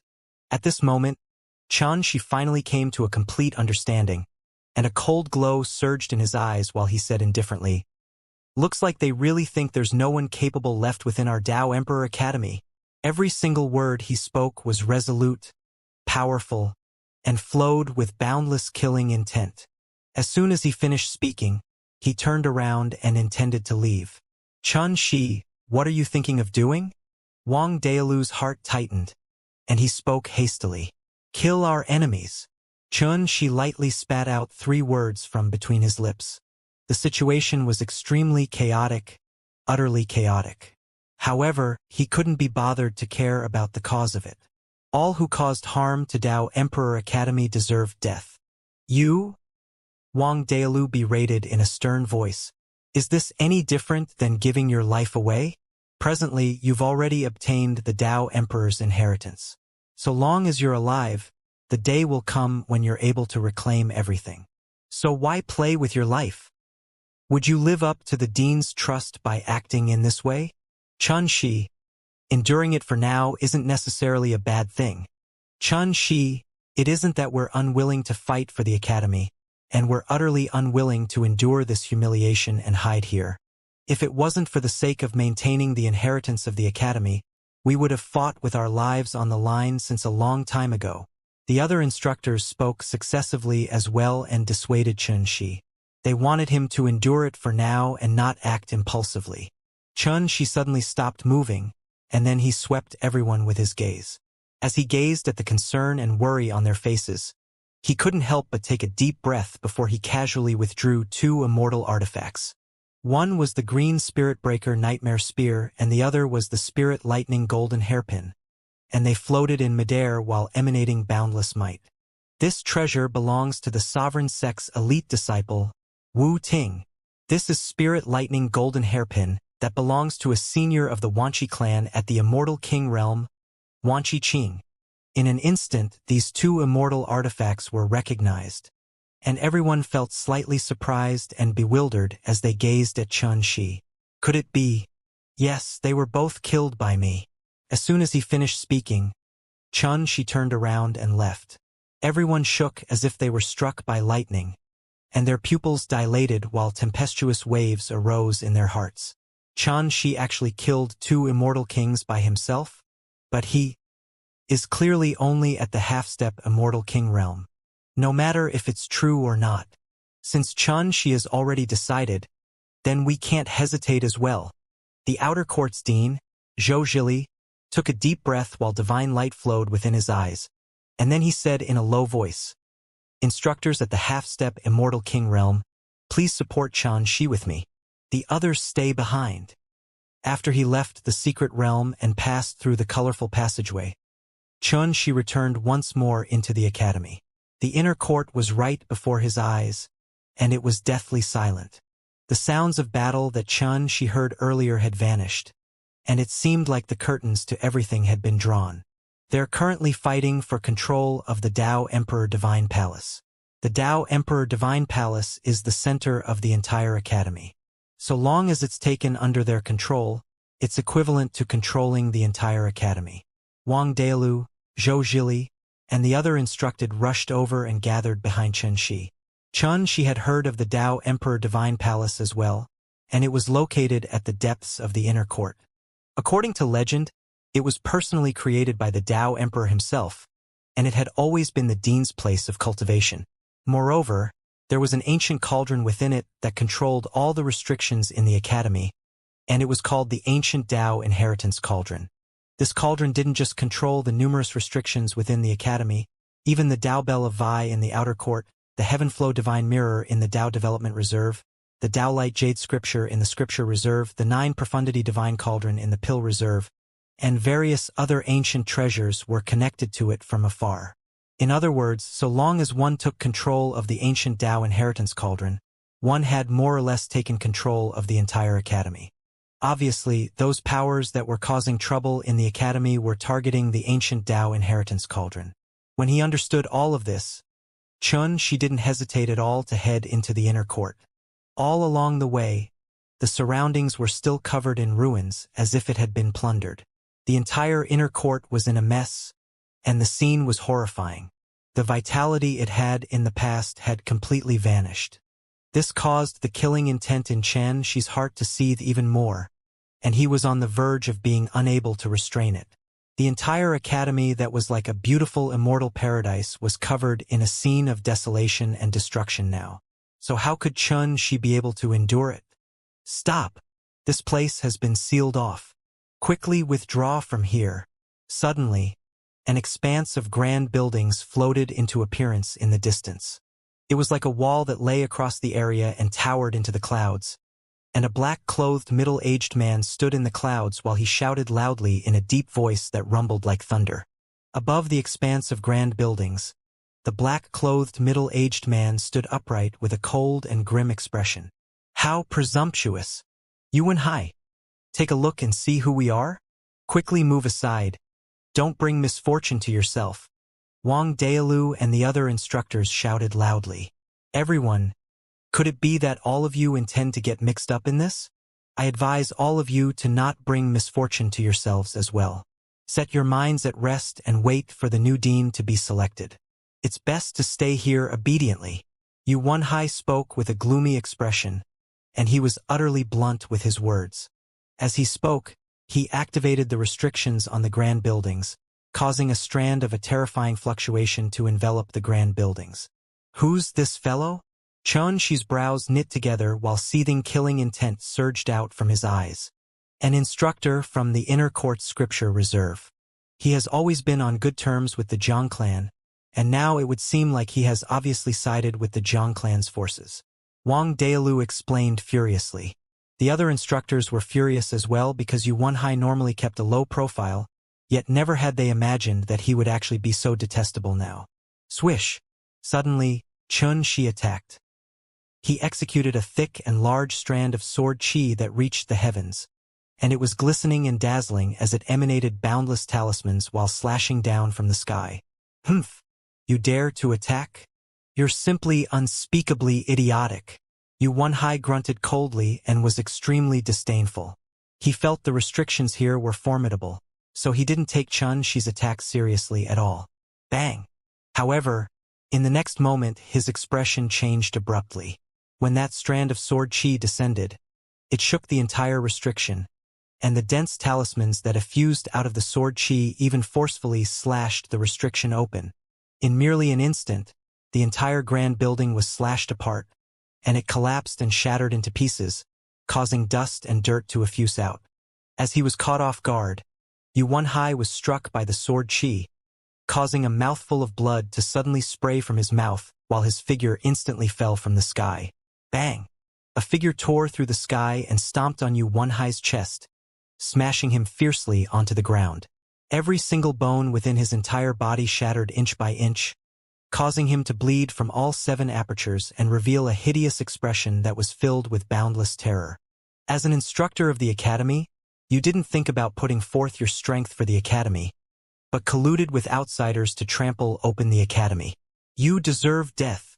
Xianxia spoke as he exerted strength with his leg, and he put an end to Yu Wenhai's existence. From the moment he destroyed the restriction to the moment he killed Yu Wenhai, only an instant had passed, and when Wang Dailu and the others recovered from their shock, Yu Wenhai had already perished on the spot. At this moment, all of them had finally witnessed the strength that Xianxia possessed now, and all of their hearts shook while a wisp of hope arose within them. Perhaps Xianxia might really be able to crush the internal strife within the academy and crush everything. After he eliminated the obstruction, Xianxia didn't stop here for a moment, and he walked forward with large strides. Since he'd come here today, he had no intentions of ending all of this on good terms. So long as he was able to stabilize the academy, then at worst comes to worse, he wouldn't hesitate to slaughter to the point that blood flowed into rivers. Deeper into the inner court was expanse after expanse of secret realms and restricted areas. The amount of them was unknown, and they were seemingly boundless. All along the way, Xianxia killed another 10+ enemies that obstructed his path. Without any exception, all of them were killed with a single strike, and he seemed to be extremely cold and decisive. Wang Dailu and the others followed behind him. Originally, they intended to fight and lend a hand. Yet in the end, they noticed that they were utterly unable to catch up to the speed Xianxia killed his enemies and couldn't help but feel a wave of shock in their hearts. In next to no time, a brilliant divine palace appeared in the distance within their field of vision. The divine palace stood towering in the heavens and the earth, and the entire palace emanated light golden brilliant and revealed a lofty, solemn, and tranquil imposing aura. Massive walls and magnificent buildings stood in the surroundings of the palace, and they were suffused with a divine glow. When looked at from afar, one could even notice strands of faint karmic luck coiled around the palace, and it was extraordinary and mystical. The Tao Emperor Divine Palace. Xianxia's gaze was like a bolt of lightning that shot towards the distance. The palace was extremely huge, and it stood towering in the heavens and the earth while connected to the river of stars in the universe. Numerous buildings stood like trees in a forest around it, and they were resplendent, magnificent, and covered in a dignified aura that was ancient and solemn. Moreover, there was even an aura that aroused reverence in the hearts of others amongst these buildings, and this aura was clearer the stronger one's strength was. It was the energy of karmic luck. As the Tao Emperor Divine Palace stood here, it was like a pivotal point that held down all the karmic luck of the entire Tao Emperor Academy from the primeval times until now. Could be said that this place was the heart of Tao Emperor Academy. It was its core. It had been passed down since the primeval times until now, and it possessed numerous miraculous abilities. But right after that, Xianxia frowned. This place he was at seemed to lead directly to the Tao Emperor Divine Palace. Yet there were actually layers of space separating them. It was like an overlapped world, and an ordinary person would find it impossible to arrive at the Tao Emperor Divine Palace even after flying towards it for an eternity. Because this was the might of space and time, and there were numerous terrifying restrictions obstructing the path towards the palace.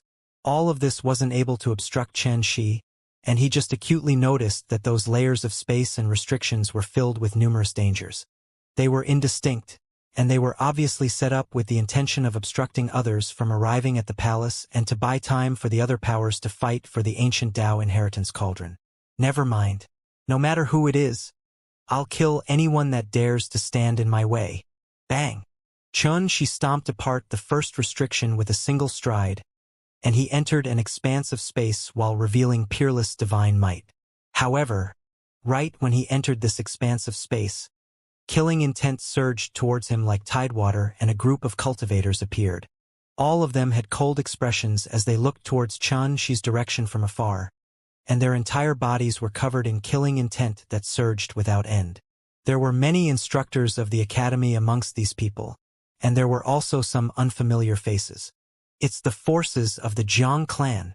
Wang Dailu spoke in a low voice and warned Xianxia. What's the meaning of this? All of you've repeatedly obstructed us on Tao Emperor Academy's own territory. All of you're simply lawless. Zhou Zhili shouted in a deep voice from the side. Everyone were just following orders. It wouldn't be too late to come here tomorrow. A gray-clothed old man spoke indifferently, and his voice was filled with an overbearing tone.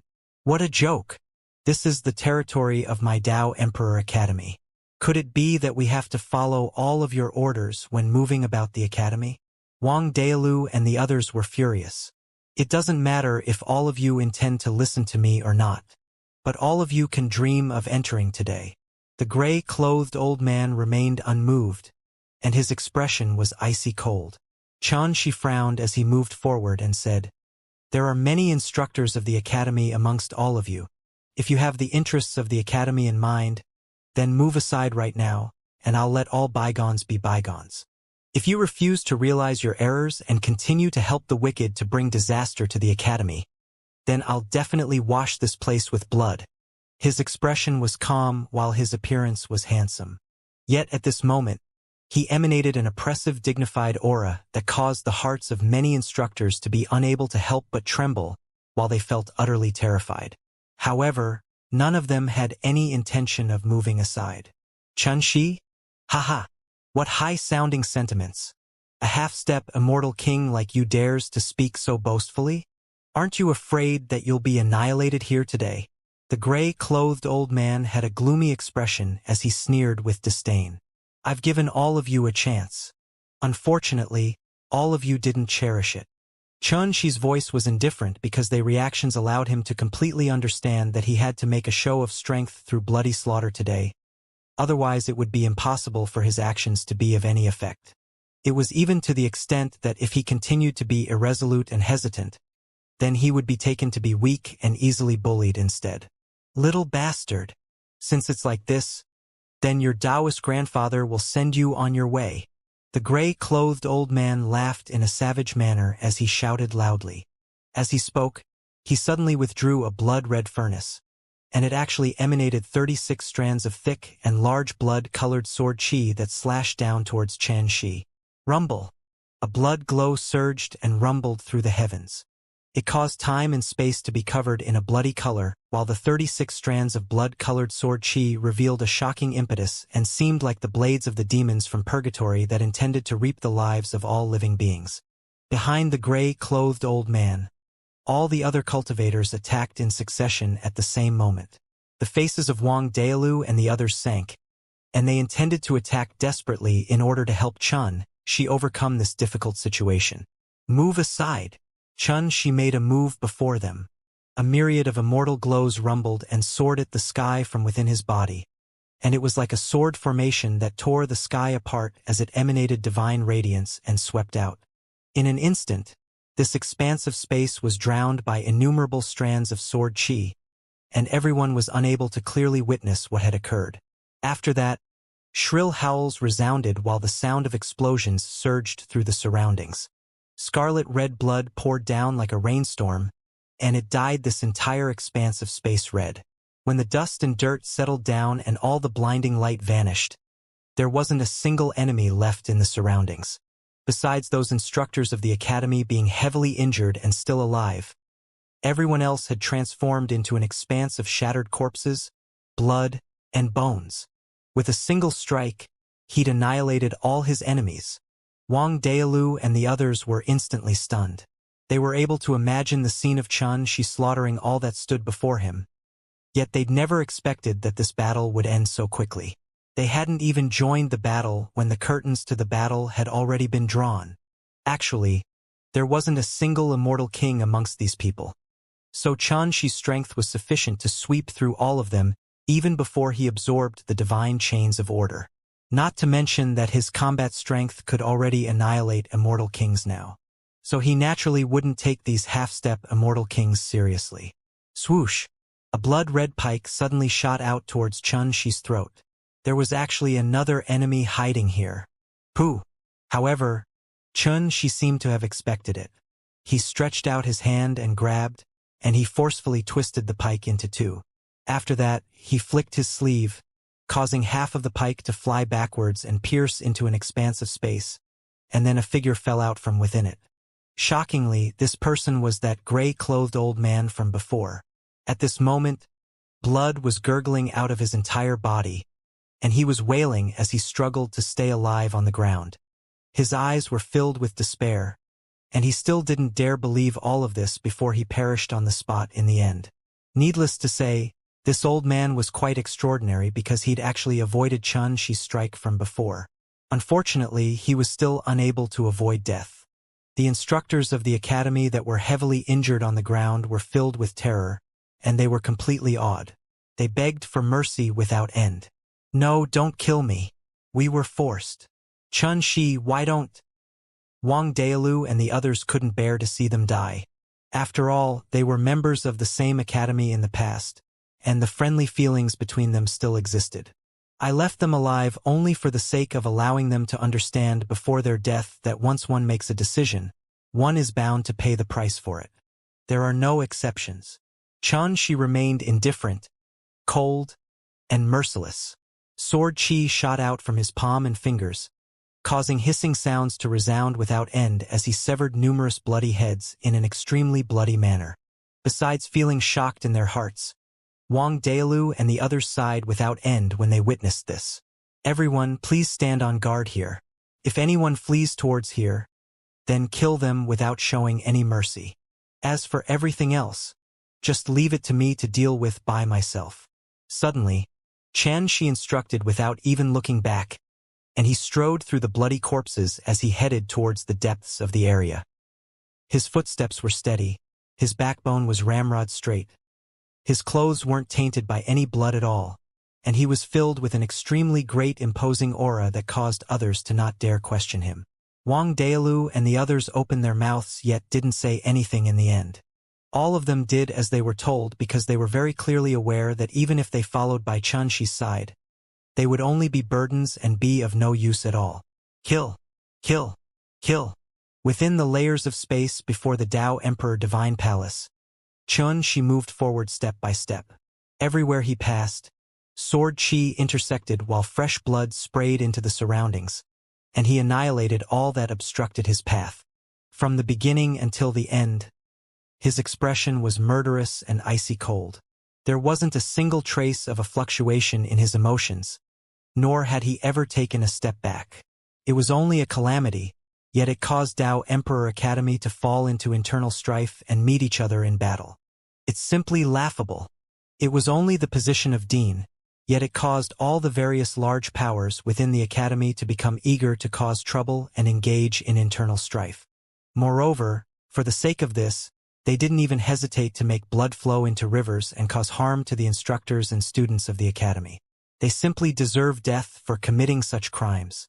In Xianxia's opinion, this was an establishment that his martial uncle Jiyu left behind, and it was the heavy responsibility that his senior brother Meng Xinghe handed to him. Now, it had suffered destruction at the hands of others, and such a situation of unrest had arisen. So he was unable to avoid feeling furious. Clang! A golden bell soared into the sky and emanated vast fluctuation of sound waves that surged towards Xianxia from the side, and it threw space and time into disorder. Xianxia turned around while a divine glow appeared in his eyes, and then a strand of sword chi shot out explosively to slash apart the sound wave. After that, a bang resounded as the golden bell was directly pierced through. "Pooh!" A figure staggered to the ground and exclaimed loudly with terror. "Xianxia, don't kill me. Could it be that you've forgotten that I once provided you with guidance at the Tao Development Reserve all those years ago?" Xianxia's expression was indifferent, and he didn't show any mercy at all. He pressed his fingers together and reaped the figure's head, causing blood to dye the sky red. Xianxia naturally recognized this person. All those years ago when he and all the other outer court students fought and discussed the Tao at the Tao Development Reserve, it was this person that presided over it from the side. Unfortunately, he'd already sided with the Zhongli clan now, so it was impossible for Xianxia to vent the hatred in his heart without killing this person. After he killed this person, Xianxia continued forward and successively passed through a few layers of space before he arrived at an extremely spacious area. He was about to arrive before the Tao Emperor Divine Palace. He only noticed a single opponent here. It was a young man in dark clothes that had a beautiful pair of long and narrow eyes that were slightly slanted upwards, and he possessed a dignified bearing. As he stood there casually, strands of the energy of an immortal king arose densely in the space around him, and it transformed into rays of divine light that protected him from all around, causing him to be filled with a supreme, imposing aura. This was an immortal king. Xianxia's expression remained unchanged, yet his eyes narrowed slightly because this person's aura was very extraordinary. Even though he possessed a calm bearing, it carried an unfathomable feeling. It was like he was a calm ocean that would definitely become extremely terrifying when it started raging. According to Xianxia's inference, this person's strength was probably even stronger than Wu Ting and Wan Qiqing, yet it wasn't at a height that he wasn't able to go against. You're Xianxia? I can't help but feel slightly surprised that you were able to arrive here by yourself. No wonder Linglong would have a good impression of you. When he noticed Xianxia, the dark-clothed young man actually revealed a wisp of a smile. Linglong? It was naturally Mu Linglong. The figure of a pure young woman suddenly flashed into appearance within Xianxia's mind. The young woman didn't know how to fight, and her heart was pure and clean. She was a friend that he'd made when he'd just arrived at the immortal dimension, and she was also the younger sister of one of the 6 blazing sons of the immortal dimension at that time, Mu Junlin. You're a member of the Mu clan? Xianxia frowned, yet he didn't relax because of this. He had a good relationship with Mu Linglong, but it didn't represent that he had a good relationship with the ancient Mu clan. Since the Mu clan dared to interfere in this fight for the position of dean, then Xianxia would naturally not hold back because of this. Yes, the dark-clothed young man casually told Xianxia his name. Mu Rongtian. Your Mu clan intends to obstruct me as well? Xianxia said coldly while the aura he emanated was formidable and ghastly. He was like a seething volcano that would erupt at any moment. No matter if you believe it or not, my Mu clan doesn't really covet the position of dean. We're just unwilling to allow the other powers to obtain it just like that. Mu Rongtian noticed Xianxia's killing intent, yet he still smiled as he spoke, and he revealed his absolute confidence. Now that I've come, your Mu clan can withdraw itself. Xianxia spoke in a cold and indifferent manner. Mu Rongtian smiled and said abruptly, Xianxia, if you're willing, then my Mu clan can support you to ascend to the position of dean. How laughable! The position of dean was always mine, so why would I need to rely on the help of others to seize it? Xianxia's expression turned cold, and he was extremely domineering. Obtaining the Tao Emperor's inheritance may not necessarily allow you to obtain the position of dean. Not to mention that you're all alone now. If you don't have the support of a great power standing behind you, then even if you assume the position of dean, you'll only be a puppet that's in the control of others. Mu Rongtian smiled lightly as he spoke, and he didn't mind Xianxia's attitude at all. A puppet. Xianxia started smiling as well, yet it didn't carry any emotion at all. Why don't we give it a try? At this moment, Mu Rongtian finally restrained his smile and frowned as he said, Xianxia, do you really think you can deal with all of this by yourself? Move aside. Xianxia couldn't be bothered to waste his breath any longer because his time was limited, and he didn't have the patience to argue with Mu Rongtian. A bright light flashed in Mu Rongtian's eyes, and he said in a low voice, All right, then let me see exactly what ability you possess. Bang! His voice hadn't finished resounding through the air when his figure flashed and charged over like a divine dragon. He stretched out an enormous palm image that was monstrous and ferocious, and it locked down the surroundings. Space shattered into pieces beneath this attack, and the terrifying scene of the Grand Tao collapsing and worlds being incinerated was actually revealed. It seemed as if it intended to drag this expanse of the heavens and the earth into a boundless abyss of destruction. Xianxia was shocked because Mu Rongtian's might was extremely formidable indeed. As soon as Mu Rongtian attacked, he revealed extraordinary strength, and it was even more formidable than Wu Ting and Wan Qiqing. Rumble. At practically the exact same moment, Xianxia made a move as well. It was like the chaos at the beginning of the world was being split apart and the void was being crushed. This was a sword formation contained within a palm strike, and his hand blotted out the sky as the sword formation within the palm formed boundless profundities.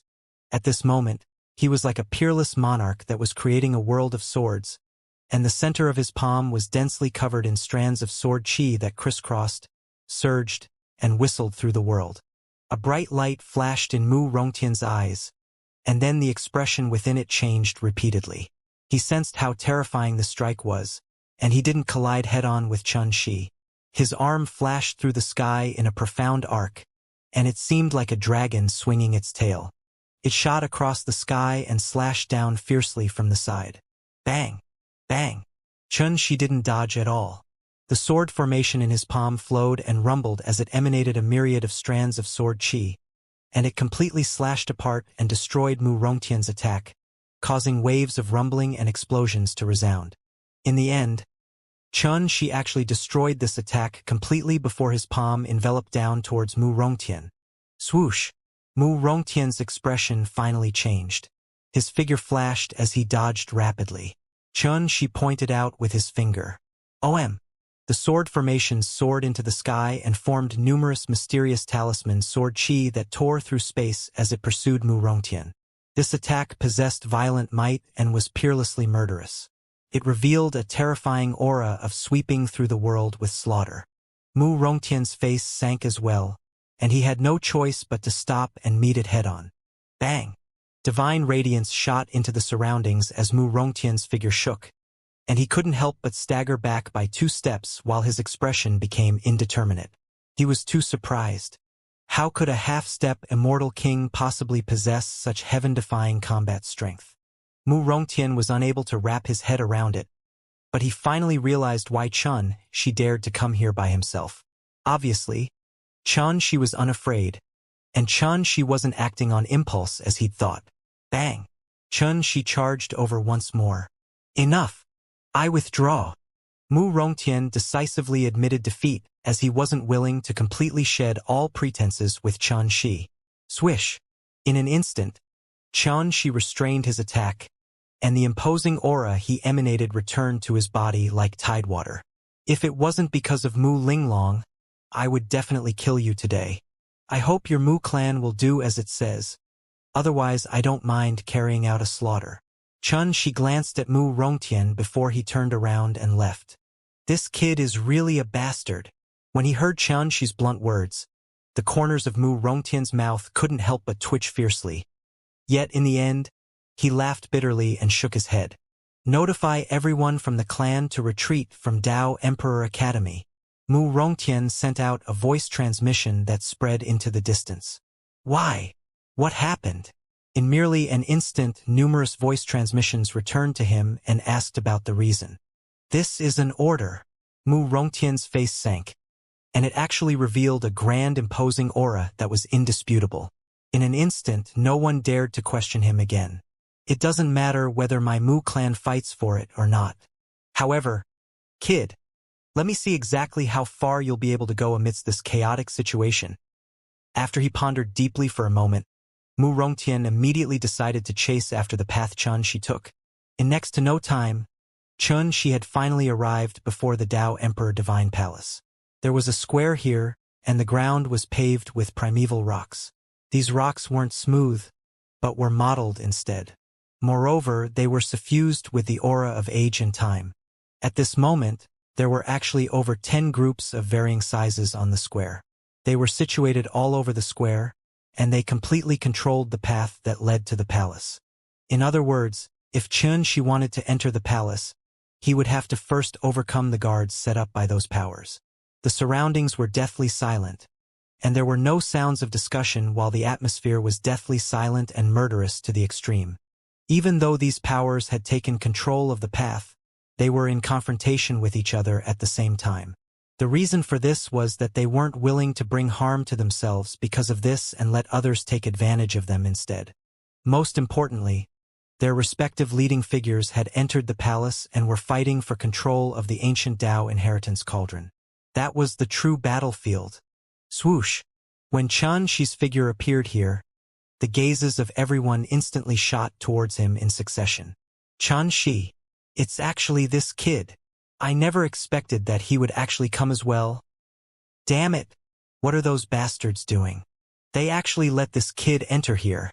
When they recognized Chun Shi's identity, the various powers had varying reactions. Some were shocked, some felt detest, some felt disdain, Some were hateful, some felt disbelief, and so on and so forth. At practically the exact same time, Xianxia's gaze swept through all these powers that were present here. There wasn't just the joint forces of the Wanqi clan, Zhongli clan, and Jiang clan. There was also the Dragon Dimension, Phoenix clan, Buddha Dimension, Ji clan, and various other powers. It was even to the extent that Xianxia even noticed the head instructor of the Pill Reserve, Zuoqiusheng, amongst them. This old fellow had obviously not participated in the internal strife that erupted within the Zuoqiu clan and was lucky enough to avoid death. Now he was following by the side of the Zhongli clan, Wanqi clan, and Jiang clan's forces. Most importantly, besides the instructors of the academy, there were even experts from their respective clans amongst these forces. These unfamiliar faces were their respective outside help. When he saw this scene, Xianxia's originally indifferent expression instantly became icy cold and murderous to the extreme. The flames of rage surged within his eyes, and it was practically on the verge of incinerating the sky.